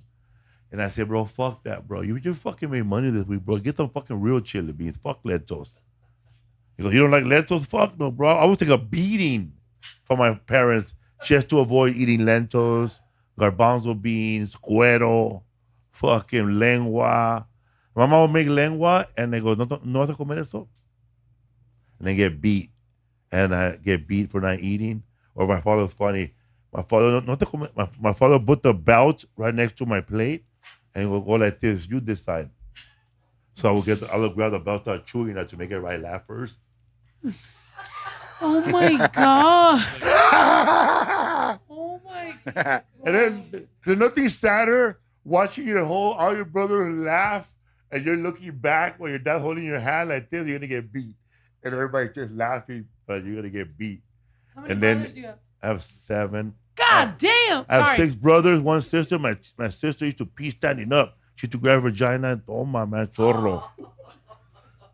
She learned, bro. I don't know how she did it. Marsha, I know you're listening.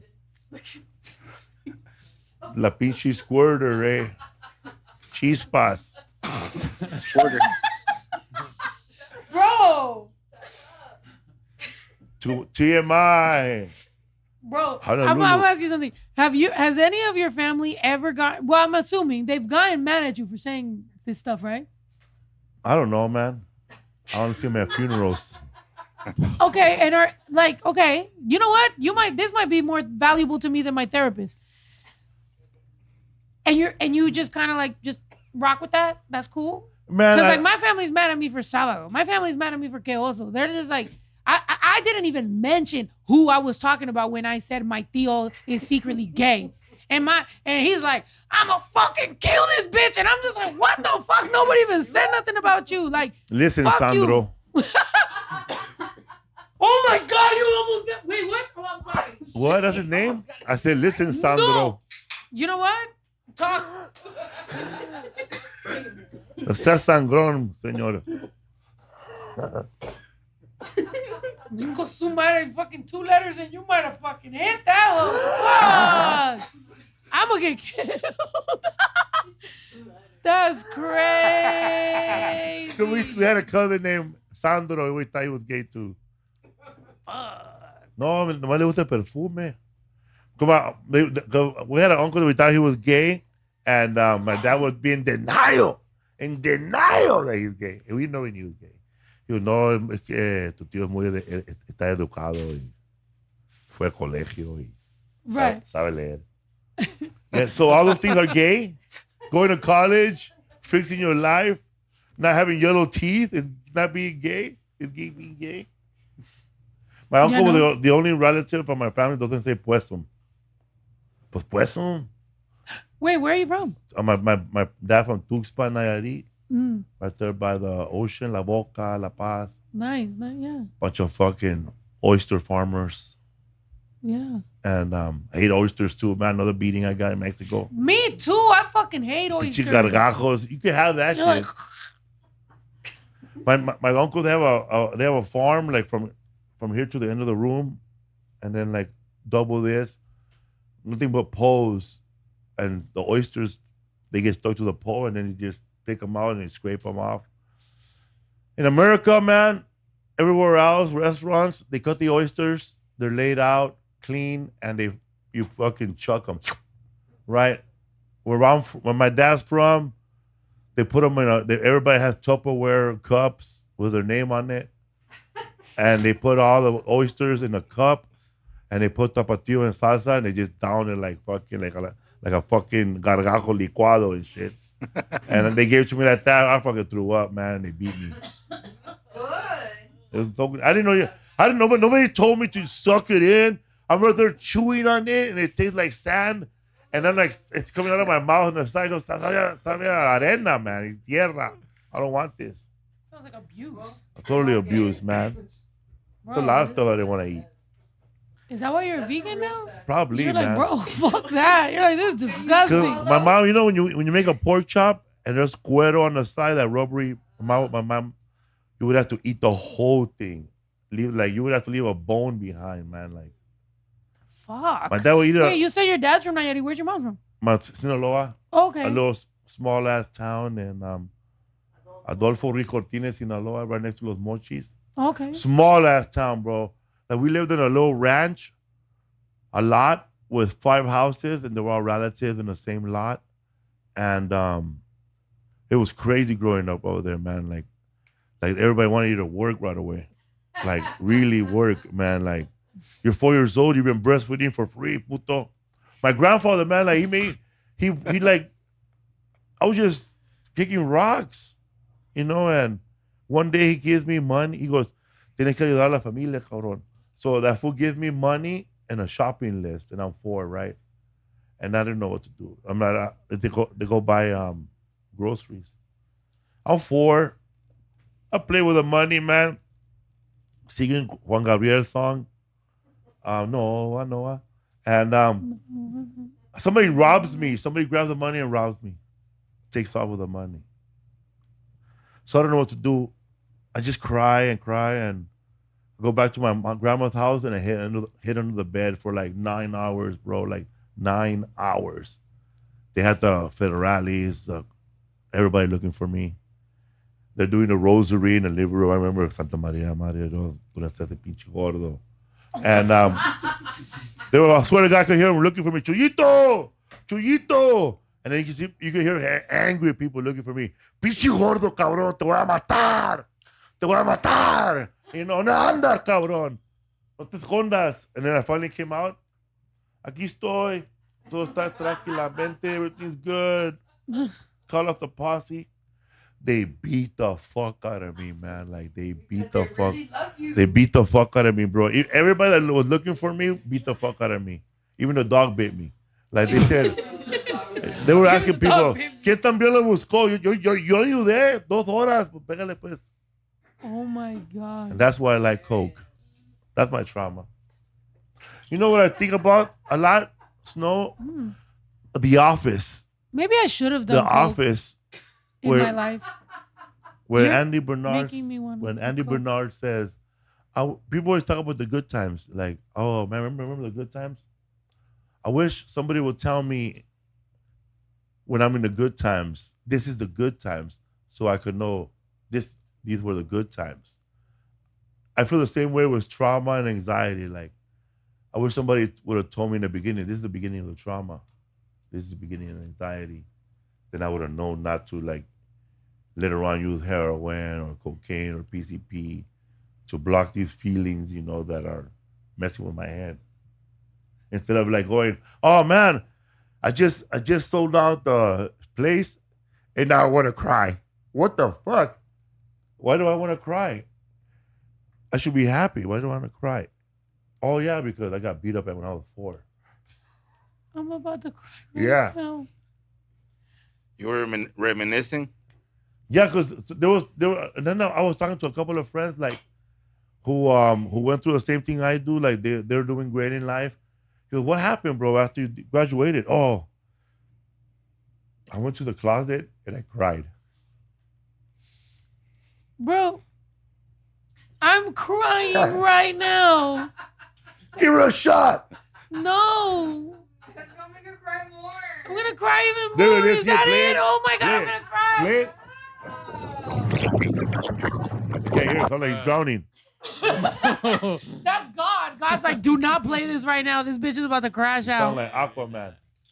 Yeah. I knew I wore glasses for a reason. Oh my God. Because and also like when I read Father Greg's book, a lot of the cholos that he helped, like they can't they feel a little bit PTSD, post traumatic stress disorder, from growing up in that type of environment, home. Kind of the same person. If I get like a guy that goes to war, like these memories haunt them. Like, because it wasn't for a long time, so I started seeing people that no, I deserve all this. I fuck all that. I work hard for all this. I deserve this. Why should I be sad? But I guess we have a way. I have a way of sabotaging a good time. Like, oh, you just one last come standing? I'm gonna go to that club and threaten to kill that motherfucker that was talking shit 6 months ago. Like I know, like I would feel that like I'm happy right now, but I'm not happy. I'm crying. I want to sad, but I'll be happier if my dad would have yelled at me and said, "Beat you gordo, I knew you were not gonna be shit." Then I feel like okay. You're used to that. I'm used to like I don't think we should have hung out, bro. We're too similar, bro. Yeah. Like, fuck. But I gotta deal with everything sober. I know you. I might I've never done coke in my life. I might do it Don't tonight. do it. I It- might it- cook it- crack and do it It ain't tonight. Snow the clam chowder, hilarious. I'm dead. And I hated clam chowder till I met my Sleep. wife. Oh my God. Also, coke is not as good as before, man. Okay, yeah, it's please dirty. tell me why I should have never do it. Coke I is never bad. did it. Coke is I don't know bad about now, that one. man. I have friends die. Wait, I had friends be at a party and do coke, and it was laced with like a percentage of fentanyl, and they all wake up dead. Oh, whatever, they don't wake up dead. No, It's you all don't wake up dirty. dead, yeah. Yeah, unless you Wake know, up. man. That's why now, man, if you're like if you're doing drugs, there's a lot of paisas that say, no, man, yo tengo la limpia. And they call it limpia, and it's not supposed to be like this coke that was cleaned and processed already. Don't Yeah. believe him. Yeah. Yeah. No, I mean, But look, don't believe it. Yeah, don't believe it. I Or pink coke. I remember there was one time there was pink coke. Somebody made Pussy. it pink. Yeah. Oh, that's coke? I thought that was MDMA. Okay, maybe I did. Isn't that with the watermelon shake? Like, I mean, Maybe you should we've do all been in mushrooms. Miami at 11 at a strip club. You know, No, we haven't. with some random CEO throwing $50,000 of his own money and handing you wads of cash, and you're just like, they're trying to sign me. Nicolas out there on City of Commerce. Did not. Fuck, man. That's it. Okay, so now you're sober. Sober, like I don't drink. But is there, like I've been considering, maybe we just get sober. Maybe we don't drink. I haven't I envy people done who all can drink. that. Okay, that's what I was gonna say. Is there a moment you were like, "Hey, I'm not gonna drink no more," or did you like gradually stop? No, How did I that happen? just stopped all at once. My wife helped me, pressure me. I'll leave you, whatever.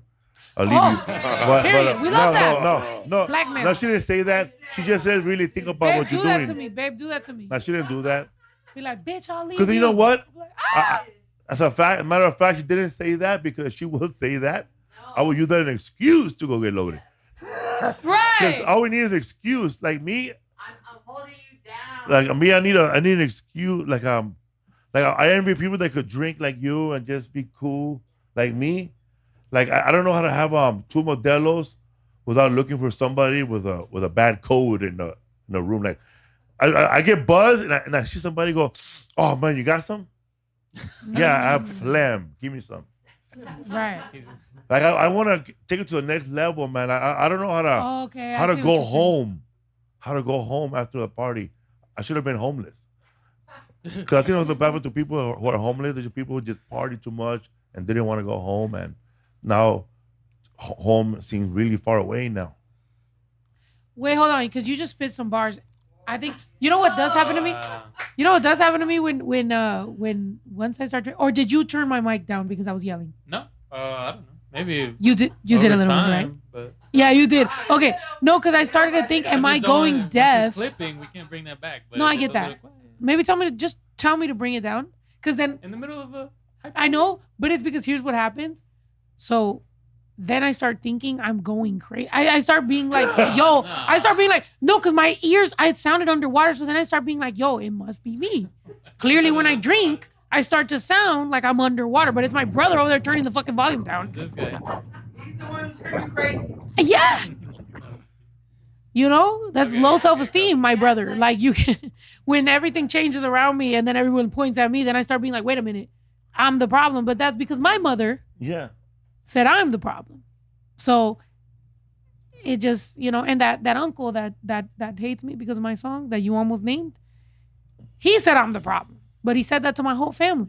So then I become the problem. And I don't think I'm the problem. I think, you know, I was just a 5-year-old kid. But anyway, tell us about your trauma. This ladies wrote down everything I said. That bar verbatim. was, Felipe, you don't know what home is because home does get far away when you get lost deep into that BS of Yes, love. exactly. Guadalupe, Kobe, and Garcia. But you also said something about homeless. That's why Yeah, it was 'cause the bar of homeless. like my brother. You wished you were homeless because Yeah, 'cause my brother would do so much coke that he'd just rather be homeless and then go home and deal with a pinche drogadicto, all that stuff. yeah. The But embarrassment. what? So then home caused that. So he'd rather be homeless because he felt homeless. Yeah, That was a fucking bar. yeah. Fuck. I didn't feel at home, so I became homeless. But he also got protected by your mother, who wanted to baby him, basically. You know, she needed somebody. Walk me through that too, She because needed somebody to keep babying, like a mother. You know, wait, so she babied his brother, but she didn't baby him. Who are you, the middle child or the older? Oldest. I'm the worst. He's the I was oldest. born. I'm gonna cry again. I was born. Oh, I was born, and then my brother was born 9 months later, and they never got to know me. Felipe is you. I was babysitting by the time I was by 10. I had to like. I was born and they didn't get to know me because My brother was born like 11 months later, so they had to like 9 months later, so they never got to know me. And then my brother says, "Well, they love me more. Of course, they love you more because you're a sexual assault. I was planned. My dad came out of my dad was horny, and your mom over there, peachy over there, all breastfeeding, not giving me sex. So I gotta attack her. Before 6 weeks was up. Before 6 weeks was up, man. How can you not know that's a sexual assault, you idiot? I'm not joking. I'm crying back here behind these fucking bro. I love you, but Felipe I love you, deserves but that I song. hate you. Why are we here? What are we? How do I, bro? Please. Oh my God. So many things. My They brother didn't told- get to know me. They didn't get to know me. That's what I thought about, you know, like, okay, my brother got a bike, I didn't get a bike. He got a car, I didn't get a car. He got to go to Mexico. He got to, my brother's smart. Remember I told you that my mom knows how to take advantage of city programs? So that's something that we learned from her. My brother was like in 5th grade, and on his own, he was going to some school in El Sereno, like a magnet school. And he got to apply. He applied for student exchange, foreign exchange. So he applied for it. So my brother got to go to Mexico to live with a rich ass Mexican family for 2 weeks over there, like Pichi, Chapultepec. They were seeing pyramids. They were eating fucking lobster. They were fucking having a good ass time over there, man. And my mom goes, no tengo dinero. I don't have a lot of money to give you to spend in Mexico. And my brother was like, don't worry. They said they're gonna pay for everything, so don't worry about it. So that family fed him, gave him allowance, and he was over there chilling with a little Mexican kid, Javier, for a long ass time. Javier, right? And I was there seizing in the housing project by myself, like because I couldn't go or I didn't know about it. Because I went to a whack ass school, 2nd Street Elementary. Utah, bullshit ass school. Fuck them. Our school, Are they still around? Yo, let's beat everybody up. Our school would get shut down because Primera Flats and First Street Cribs are shooting right outside the yard. So we couldn't go outside. And so this is the saddest part, I think, of the story is that my brother is hanging out with this rich kid in Mexico, but then that kid had to go live with us now for 2 weeks. And we in Boyle Heights in the 90s. We're in rich. We live in the housing projects, 4-bedroom. This fool had to fucking share a room, man. He probably never shared a room in his life. Wait, the kid of the family? Wait, Wow. the rich kid came to. Where's he at? The housing projects, Pico No. Aliso. He stayed there? He never left. No. Okay, but where did that guy go now? No, he went to our house to stay with us. No, I know now, but what happened to him? Fuck, I don't know. He's Okay, I was probably like, I thought you were like, dirty he's still in the politician somewhere. projects. He's So like- it's sad. So this dude goes and lives with us. Shell shock, man. He's hearing fucking gunshots all night, man. Like, he goes, I can hear him on the phone, using our phone, and my bad, hey, it better be long distance, right? And fucking, we go to the city pool, right? The city pool. They took my brother to fucking the Riviera, fucking Acapulco, fucking badass swimming pools. We take that kid to the city pool, okay? The city fucking pool. This kid has no idea that we're all poor, right? He's walking around with Speedos, man, like a rich kid, like a Speedo, like a Speedo, but like a kind of, like it was at the Riviera. Like this fool's out there laying in the city pool on the floor getting a tan. And then he goes, ¿Dónde vamos a comer? ¿Cuál restaurant? Like what restaurant we're gonna eat?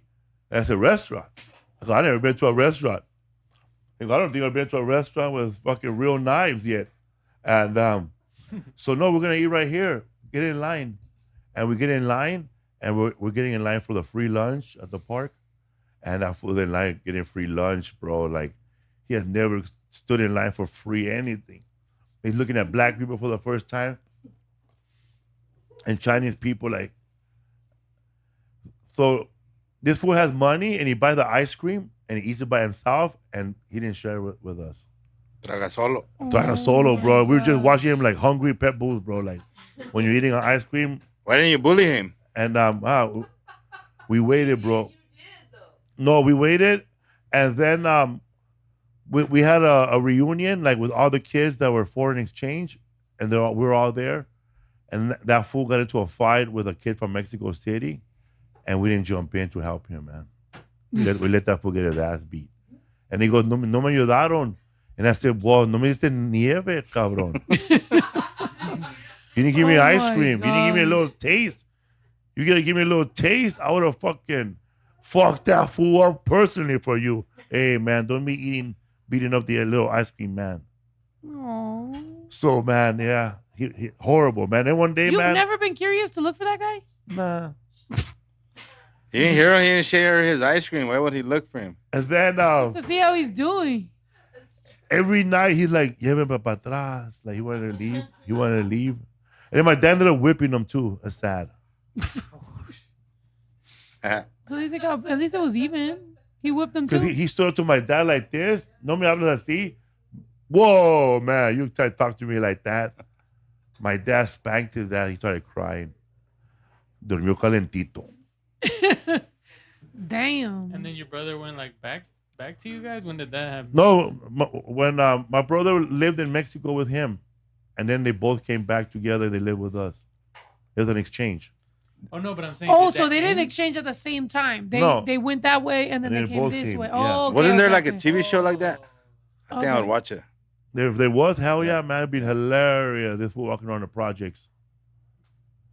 But that is how it is, right? Sometimes like it's like in Mexico, like our cousins, they like, because I was the first American-born granddaughter on both sides, right? So all my cousins, all my family, all my tios. By the way, my mom's one of 9, my dad's one of 9. Everyone was straight Mexico. I'm the first little baby that pops out in the U.S. And so when I would go back, everyone made sure to humble me. Everyone, tú no eres mexicana, tú no eres esto, tú no eres lo otro, tú te crees mucho, tú eres una fucking, So it just became this thing where it just was like, and I'm a Cancer. So like I'm already emotional and crying and traumatized and going through it. So I'm going through this shit. And I just feel like they did that to humble me, not knowing what my experience in the States was. So there's a lot of times where you go and your cousins, they're getting the new clothes and their family's getting all this stuff. And I look at them and I'm like, that's fucking fire. You're living good. And then you remember what you're living like over here. And you're like, yo, my mom fed me beans every fucking day because she sent $10,000 that she didn't have to Mexico. And now y'all got sneakers and y'all got dolls and it's funny because my wife is Dominican and she was just telling me that last night. Sorry to share your story, babe, but she was telling me how her doll got stolen by the little friend, the little, family member she was playing. And then she sees the pictures of the doll in Dominican Republic and they're like, yeah, but you have stuff. But to her, that was a memory. That was real. That was something. That's the same thing to me. And so a lot of times, like, they hold this, like, feeling towards us when it's like, bro, our parents just wanted to provide back over there. So they left us sometimes with, my shoes got taken so that they can be sent to my cousin. Then I go to Mexico. My cousin's wearing my shoes and calling me a fucking pocha and fuck you. And you're like, damn, bitch, I hate you. So it just... She walked a mile in your shoes. I know. She walked a mile in my motherfucking shoes. I know. My Light tia, up. though, they're wearing my sister's booty shorts. Right. We were just over there in Mexico, and sometimes you see the letters that the shirts say, and it'd be saying some random. It's like pasta maniac, and you're like, who the fuck came up with this? Like, they just want to wear some English words, but I'm like, why does it say this? They're like pizza eater, and it's at like fucking ass eater. Right. You're like, And well, then I mean, it has the arrow pointing up. Ass You're like- eater, boom. Es una doña haciendo flautas. Like, oh shit, nice. But you said, bro, it's still happening to me today. That's how it is. And that's the thing, though. Like, it took growing up for me to realize, like, I'm not going to hold it against them. I'm trying to educate and bond, who we all are. But a la misma vez, it's like, damn, bro, that person, they might have been like, me voy para los Estados Unidos. Qué bueno. And then they end up in the fucking projects and they're like, oh, me regreso a Mexico, And then somebody, over here, they're scared to go to Mexico because they're like, I heard the car, too many things are bad. And then little do you know, they're fucking living an amazing fucking life by the beach. You send them all this money to build a house. You get there, and it's still half built. Right. But your uncle got 3 fucking different wives in 3 different barrios and shit. And you're like, what? This motherfucker's living good. I know one of my jokes I said in my last special, I said that what we're talking about is that white people have it easy here in America. Like, white people are so far removed from the European families that you never hear, like, white people are lucky. Like, you don't hear white people talking about, oh, man, I got to send my mother money in Ireland. That bitch is suffering right now. She's fucking the potato farm is killing her right now. Oh man, we gotta send money back to Great Britain. Right. Yeah, they're removed. It's like our people are holding us down over here in America. Damn. Like we're trying to move up in life, but I think I gotta fucking send fucking $50 for this fool to get braces in Mexico. Here I am biting an apple. It looks like 3 people bit it. Fuck. Hold on. You be spitting bars, bro. Maybe it's because I'm lit, but I'll be having to take a second to like, understand everything you're saying. Yeah, you're right. You're right. Yo, so it's fuck who? Fuck us? Like I think if your family in Mexico help for your journey to get to America and you want to send money back, that is your duty because they helped you. But if you did it on your own, like my parents, they came on their own, then nobody paid for them. It was them. So they never really sent money back. My mom always sent money though. My mom would send money to her grandma. She would send baseball gloves to my cousin, to her brother. And like, hey man, I'm baseball glove. They don't need a baseball glove. There's people in the Dominican Republic playing baseball with a fucking sandwich bag. Why can't they play with a sandwich bag? Why can't they grab a fucking broken Modelo box and make a fucking baseball glove? Hey, if he could get really good playing catch with a fucking baseball bag, and then he gets really good with a fucking Modelo box, he's a badass shortstop. All right, eh? When he's 18, I'll send him a real glove. Oh my God. They're playing baseball in Mexico? Hell yeah. What? But I'm just saying the poor kids. I was watching this. No, story. I know. I just thought that I think as long as we've loved soccer, why are we still not? They were in the baseball, like the. Oh yeah, they were. Yeah. Entonces, ¿qué chingados está pasando con el pinche fútbol? They got pretty far. Su puta madre, no. They got pretty far. I was there when we finally lost and we got kicked out. I'm talking about the I was baseball. there in the fucking stadium. We all stayed quiet. I'm talking about baseball. We're like, sí. They got further than ever, I feel like. We did, but the amount of fights. Do you understand what I've had to do in my DMs and in my comments? No. Go look at my post about the Mexican team, bro. I've been fighting everybody. I was like, fuck your mother, fuck your fucking grandma. I don't give a fuck. It's Why you been fighting crazy. That's because I'm fighting for our people. Who are you rooting for? Fuck. Mexico. Oh. And they were mad at that? Yeah, because I've gotten known all across Latin America, so Latin, like, it's like then it becomes that, and then there's Americans fighting me like, they don't even fucking want you, and I'm like, oh fuck you, I don't care if they don't want me, I'll get rejected by them too, I get rejected by my own fucking mom, fuck everybody. So it just becomes that type of thing, They don't want you. They don't even want to put a microphone and speakers in Yakima. Yeah. Fuck. I am a little lit right now, so I'm not ready to check my phone to see if anybody's texted me or called me about that. That got a little out there. Specific. So what sports do you watch?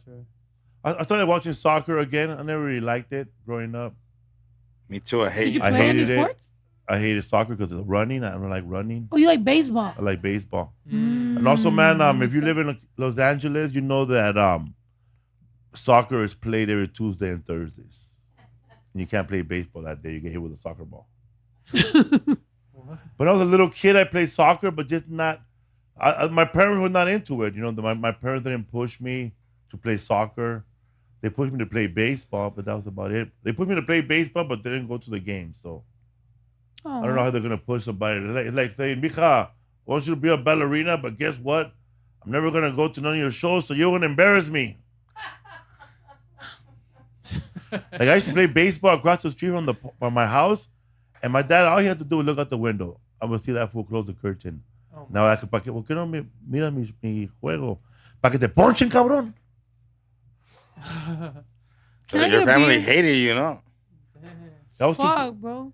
I think my dad thought I was like 5 years younger than him, I guess. Damn.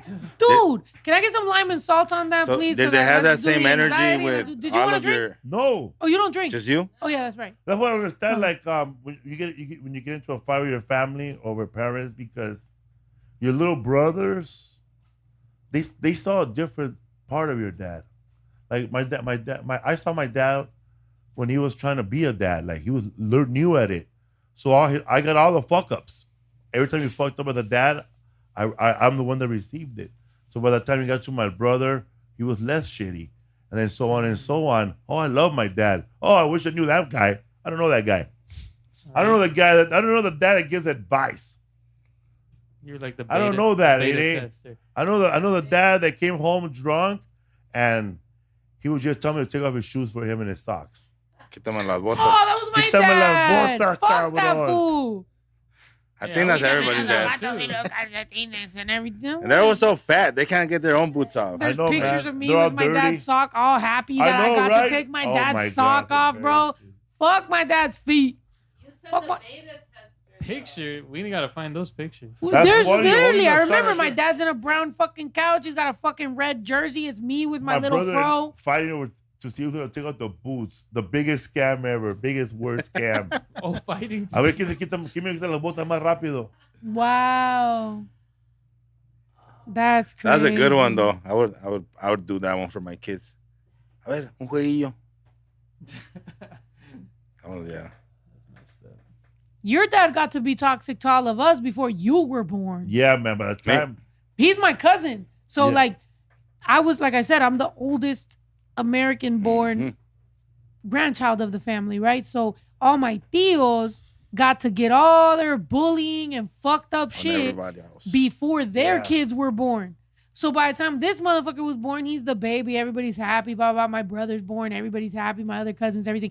Me, your dad would tell us, $1. And then we would bend down and then he grabs our head with his fucking legs and then farts on us.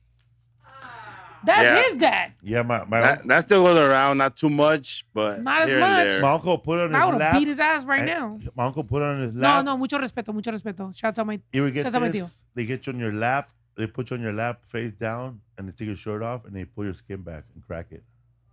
Wait, the sobador does that too, No, though. my- They be my- like, my está uncle- empachado. My uncle would just do it just to do it. A ver, truéname. So when I was, whenever they would say you were empachado, they would grab your skin and they would do that, right? I haven't heard of that since I was a child. But I was just in France and then Irma bought me a lymphatic massage, drainage, whatever, right?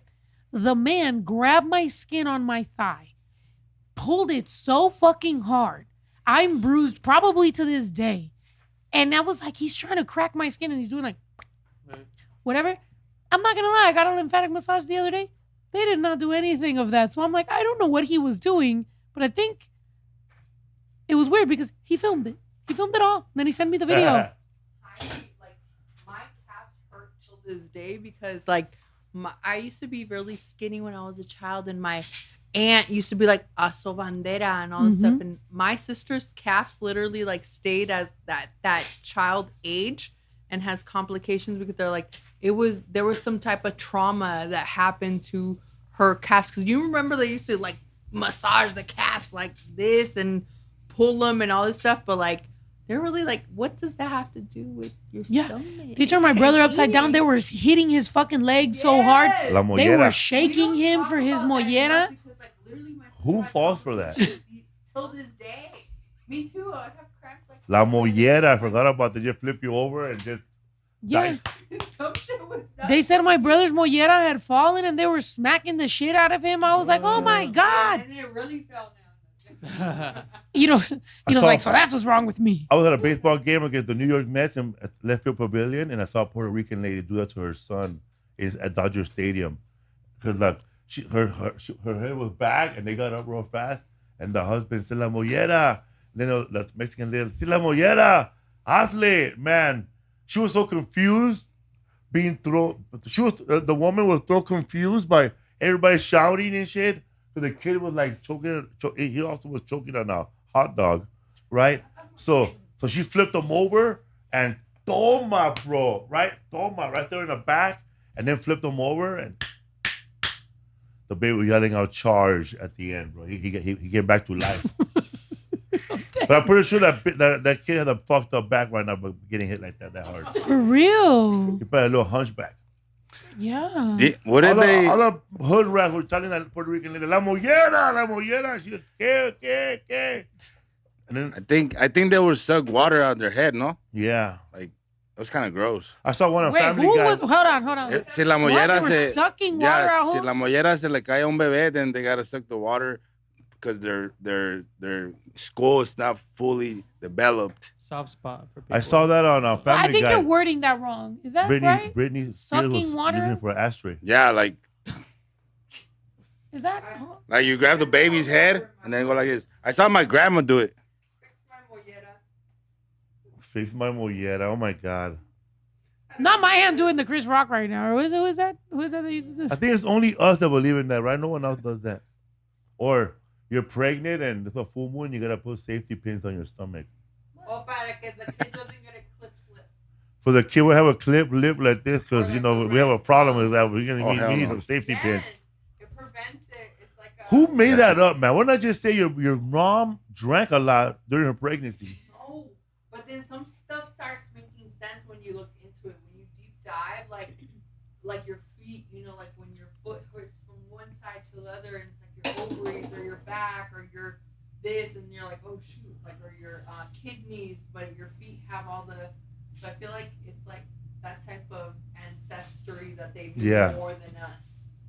There's some stuff, my mom but was safety pins in the belly or on the No, belt? on the underwear.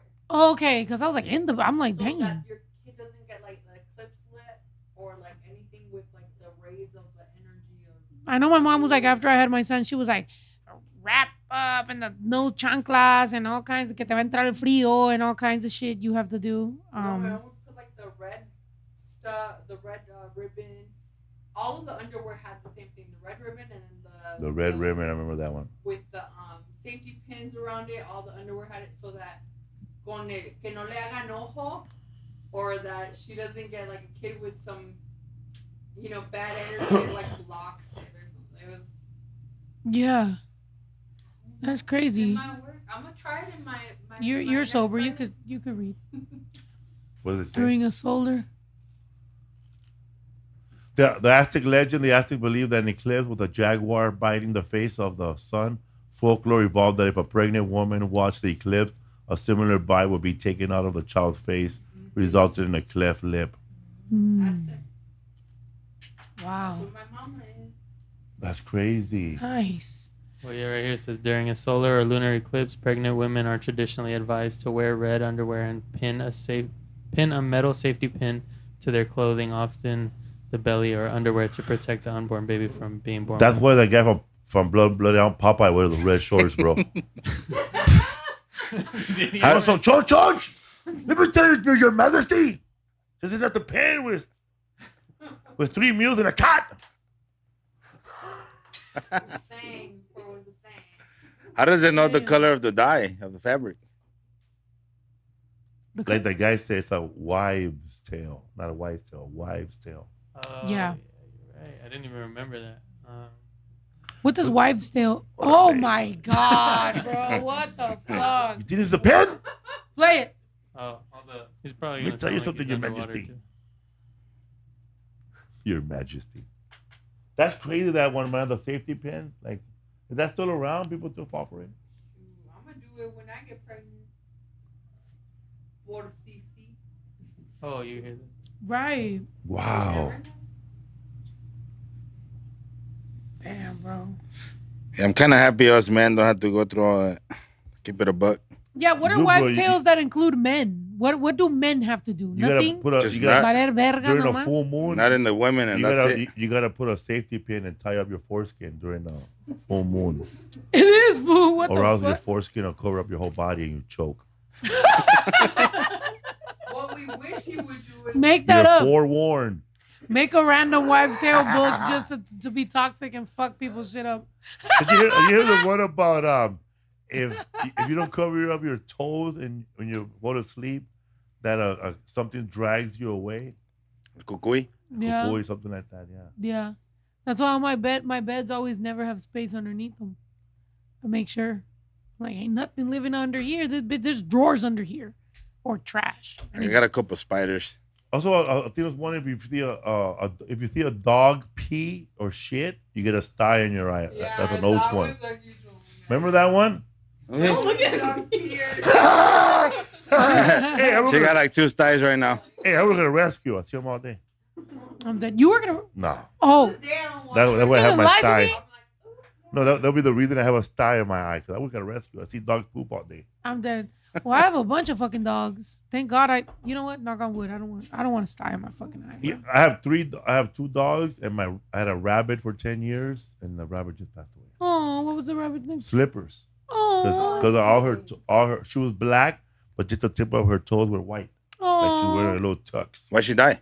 She's old. She was like 12 or 10. You want a new one? Nah. She had an infection in her She stomach. said It was nah. bald. It was a big ball. Oh. So she was done. Oh, I'm sorry to hear that. We bought it from an Armenian lady for $60. Oh. She's laughing. Is she in the toilet laughing? I'm fucking dead. I know. I'm sorry, man. What was the favorite thing you like to feed it? Because you know how they eat, like crunchy. They eat they eat everything. They eat when you have a rabbit, you gotta have their hay all the time because they don't digest food like a regular person, so they gotta eat a lot of hay to digest their food. So they gotta eat a lot of hay all day and have water. And then in the morning, just kale and lettuce, not carrots, too sweet.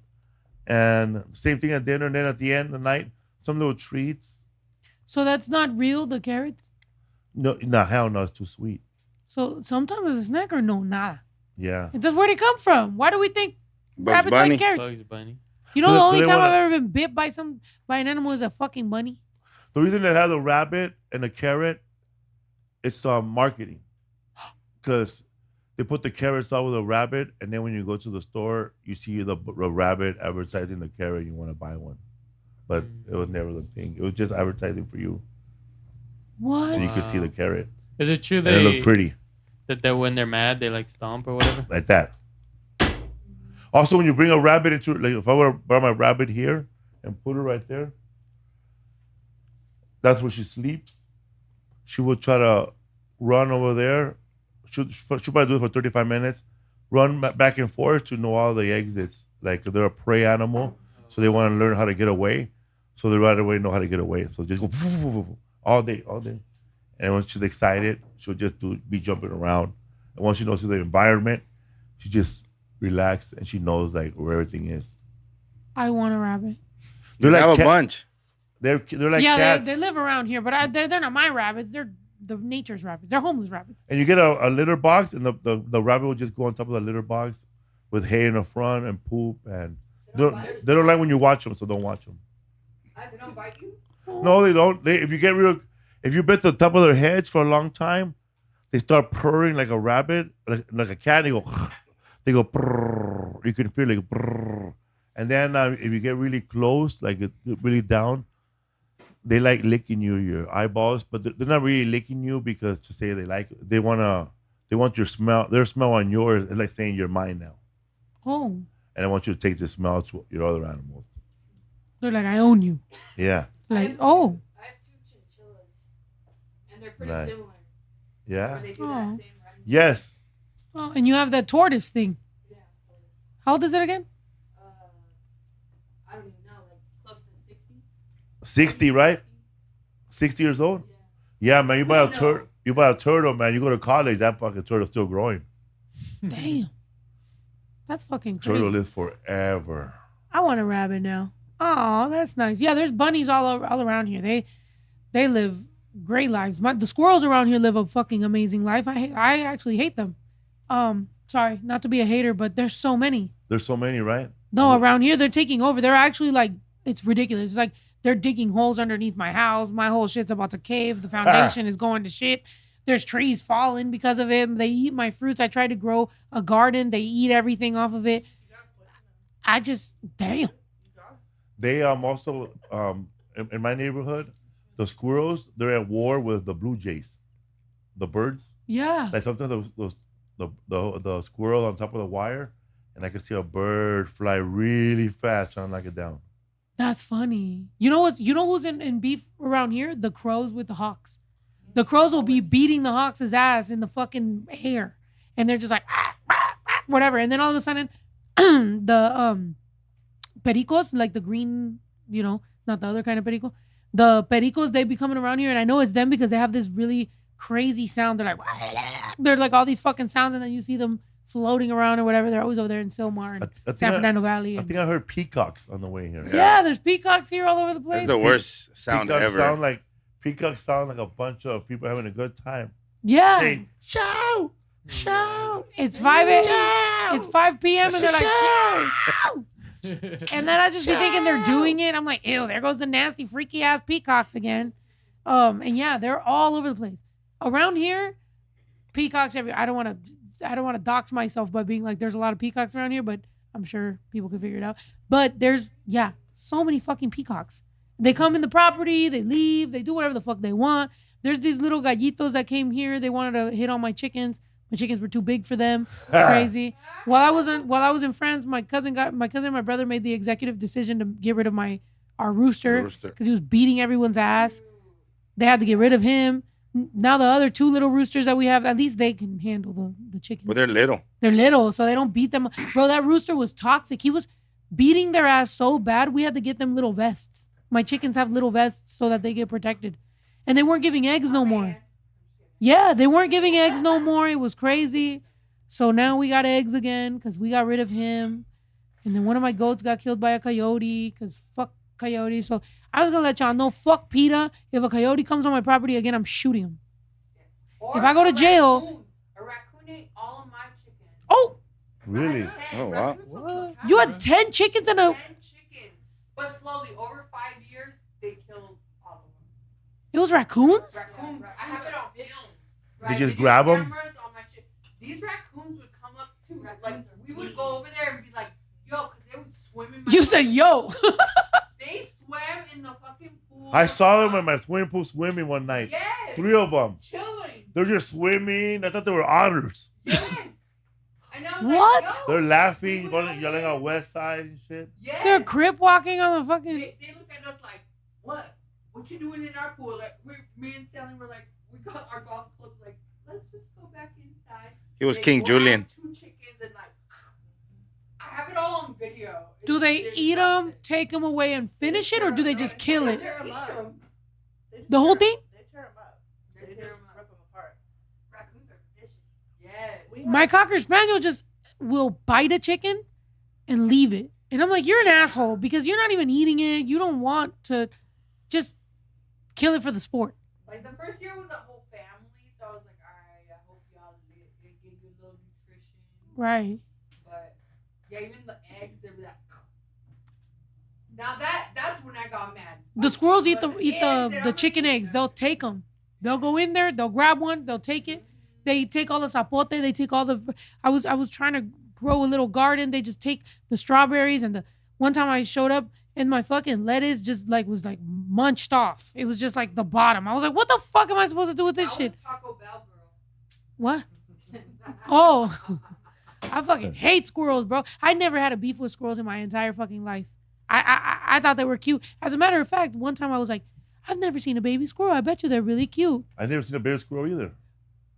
Fucking 3 weeks later, I fucking saw 100 baby squirrels, and now there are 100 fucking adult squirrels, and now they're all fucking, and now we have 1,000 fucking squirrels, and they're everywhere. You know, there's this like noise. Like you won't hear the noise, but they'll hear the noise. I put it out there because you know what I used to have?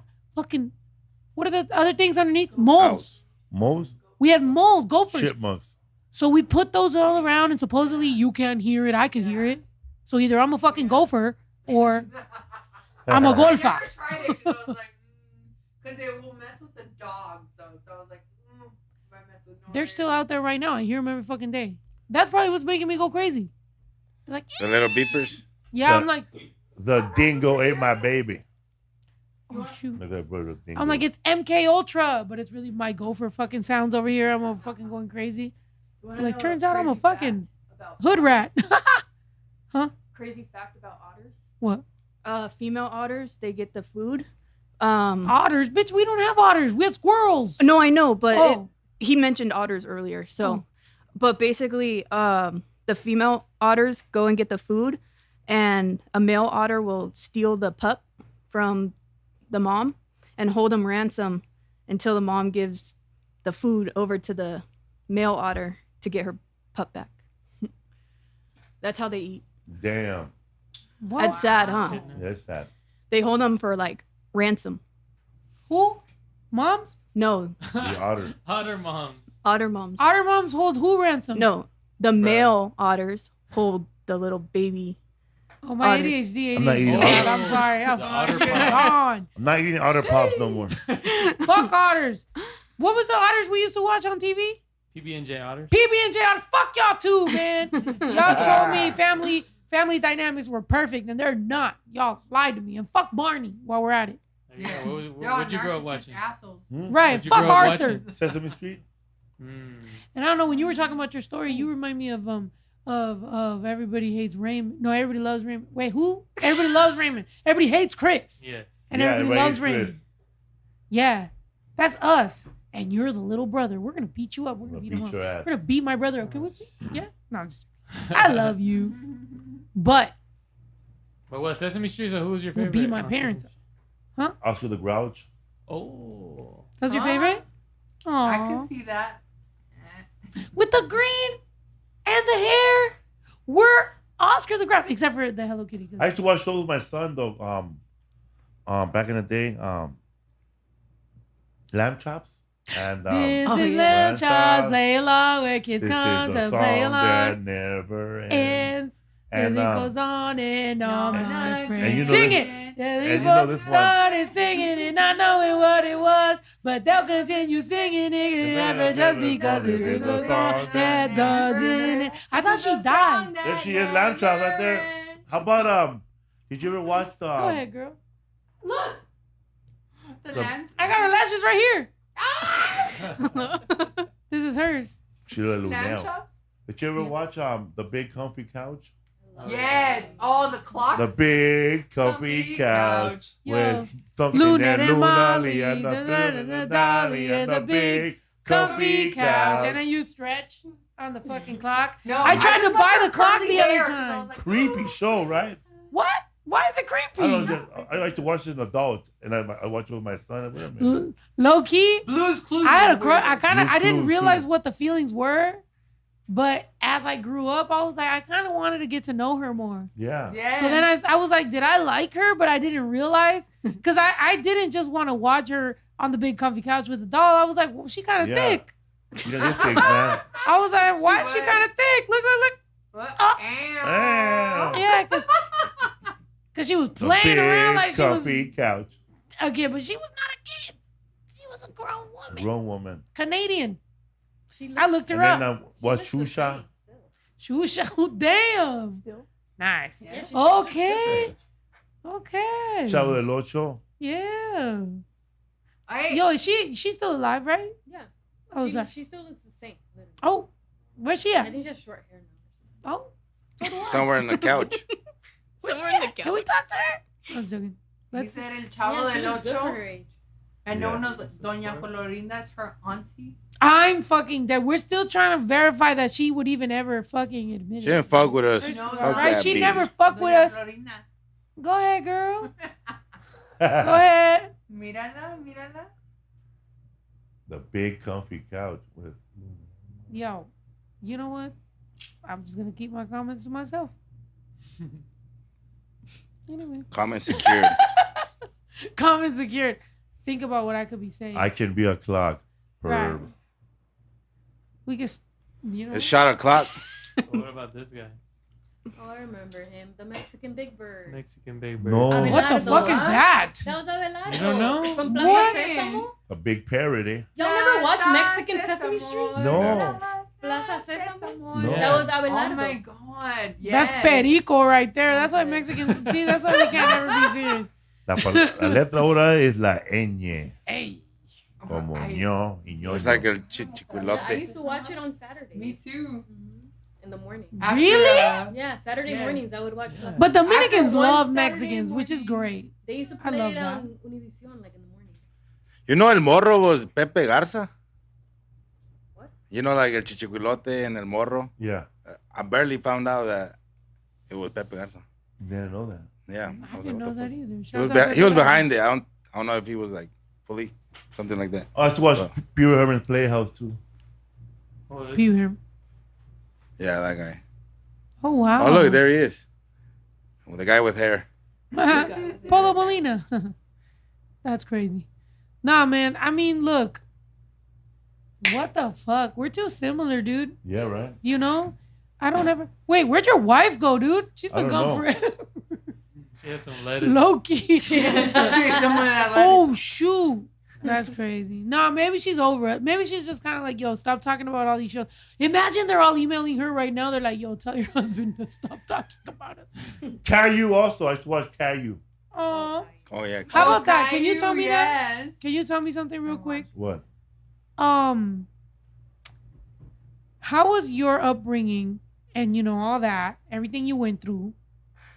How did that manifest itself in your parenting? What was the question again? Can I get some lime and salt, please? How did that, you know, like show up in your parenting? Like, do you ever think you went through something so you overcorrected on your kids? Do you ever think like, oh, I when I'm a parent, I'm gonna do this different, and maybe it didn't play out how you thought, or did it play out how you thought? Like, how do you feel about that? Well, I don't know.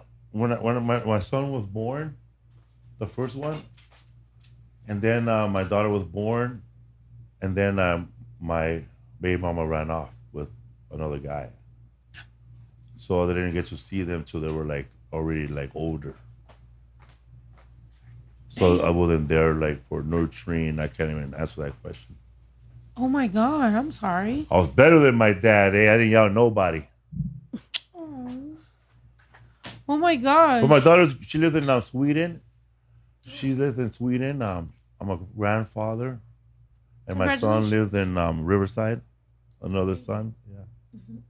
Congratulations. So, I mean, okay. Damn.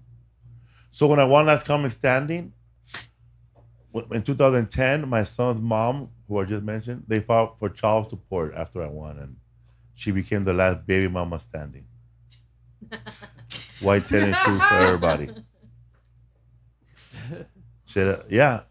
So yeah, I paid my child support when I won $155,000. Boom, boom, boom. I mean, yeah. Right before they ran off, though, like, do you? I mean, at what point? Oh, when they were little, I was like, I was a young father. I didn't know what to do. Not a good dad. I don't know. I remember messing up the powdered milk to make milk. I don't know. Do you think that happened? Do you like? I mean, whatever amount of time, let's say even 1 day, 2 days, whatever. What did that show up as when you finally have a kid and you're like, holy shit, like I'm in charge of? Oh, when I had finally a kid, I said, "Fuck, man, my life is over. My life is gonna suck." That's the first thing that came to my mind. Fuck. My life is gonna suck. I'm a teenage father. What How am old I were you? doing? I was like 17, 18 years old. And was there ever a point before they ran off that you feel like you showed up, or was it just you were like, man, fuck that? I was living with them till they left. Till she ended up leaving. So I don't know. But it was rocky. Yeah, it was rocky. I feel that. Damn. And now? Now what? How is it? Good. I don't have no kids that I talk to. Oh. Damn. Your father made it though. Who's? Oh, their father. Oh, I'm dead. I thought he was talking My about daughter my father. found I'm like, out- where the fuck did he make it to? Yeah. I feel that. Well, I mean, didn't grow up with them because like the mom met somebody and they boned out and I went to rehab and decided to change my life. I was in rehab for a whole year. Do you think all of that made you kind of go through that? Well, yeah. No. I mean, I remember the hardest thing I ever did when Father Greg Boyle, when I came out of rehab, he told me your daughter's gonna get baptized today. Oh, really? He goes, maybe you should come. So I went and I just sat in the back and I watched the whole thing. Like she was there with her stepfather and the mom, and I just stood in the back and I didn't start no drama. And I went over there to say hi to my son. He didn't recognize me, and I held my daughter and I gave him back to the parents, and I left. In all honesty, now, like, do you think, is there any of that you maybe would change or no? Well, I don't have kids now, so. I mean, you have children. You have. I don't What know. do you call that? Wait, hold on. I have adult What do kids. you call that? Yeah. Like, ¿cómo se dicen hijos? Not, because in English it's like it says, you say it kids, but children, but they're not children. Whoa. But they're still Your Yeah, they're my offspring. kids. Yeah. Like, okay, so they're your next generation. Do you wish any of that was different? I'm up there happy. Yeah. They seem happy, so. And in that, when they hit you for that child support, do you think you were like, well, warranted? Oh yeah, warranted. Yeah, I mean, when I won Let's Come Standing, NBC came up to me and said, "Hey man, I don't know if you know this, but you're child support. The city of Riverside is trying to claim your check." Yeah. And then NBC said one of the guys there, he put me to the side and he gave me a business idea. He said, "You should incorporate yourself first. That way we could write the check to the corporation, and then you could write a check to whatever you owe, or else this Riverside is gonna just take the whole thing, and then give you the check after what was owed for you. They'll split it." Mm-hmm. And I said, "Oh, that's good advice." So then my wife and I, we started the LCC. Mm-hmm. Yeah. And I wrote the check, Yeah. what I owed them. That's dope. I feel that. White tennis shoes for everybody. Yeah. I mean, sometimes you got to do that. I've been through a divorce, and, in my divorce, I had to do what I did. And we all grow up at some point, right? But do you think ever your offspring, your next generation, has some of the same questions that you have? Like what? Any? Ever? Like what kind of questions? I don't know. Do you have any questions about your growing up? We were talking about trauma, so I'm just like, Oh yeah, of course. Yeah. do you think their stories, is like, if they were on a podcast and they were talking about certain things, is there like certain things that you'll be like, that was different? Or like, you think you'll just be like, hey man, that's their experience. It is what it is. I don't know. I hope I didn't cause trauma to my kids. I hope not. Do you think by getting out the way, you didn't? Do you think maybe you would have fucked them up? Probably. I feel that. Yeah. I feel that. Because I was already bad already, when they were like kids. Because I was a young father, so I thought they're still hanging out with gangbangers and getting in the wrong car where the car was doing bad stuff. Yeah. And I was, yeah, man. I saw, yeah. I feel that. I saw people get killed growing up. Yeah. When I was a young father. Yeah.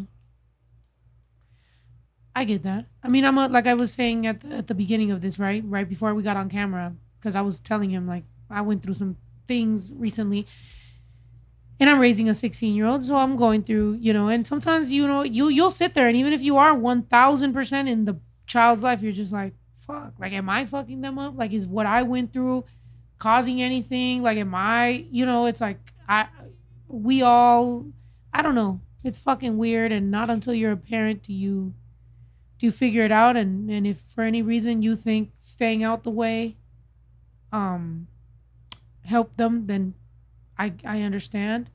But as long as you let them know that, like, hey, if you ever want to, that's Yeah, cool. one of my sons, he used to produce my podcast before. That's dope. Fuck Yeah, and he sold merch and went on the road with me for a while, so he got to know me. That's dope. But I was there when he was little. I have another son from a different lady, and I got to see him most of his life. That's dope.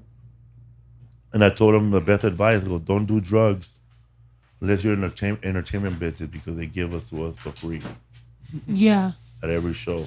Sometimes Some of the it's- best drugs ever. It's in your green Yo room. tengo la limpia, compa.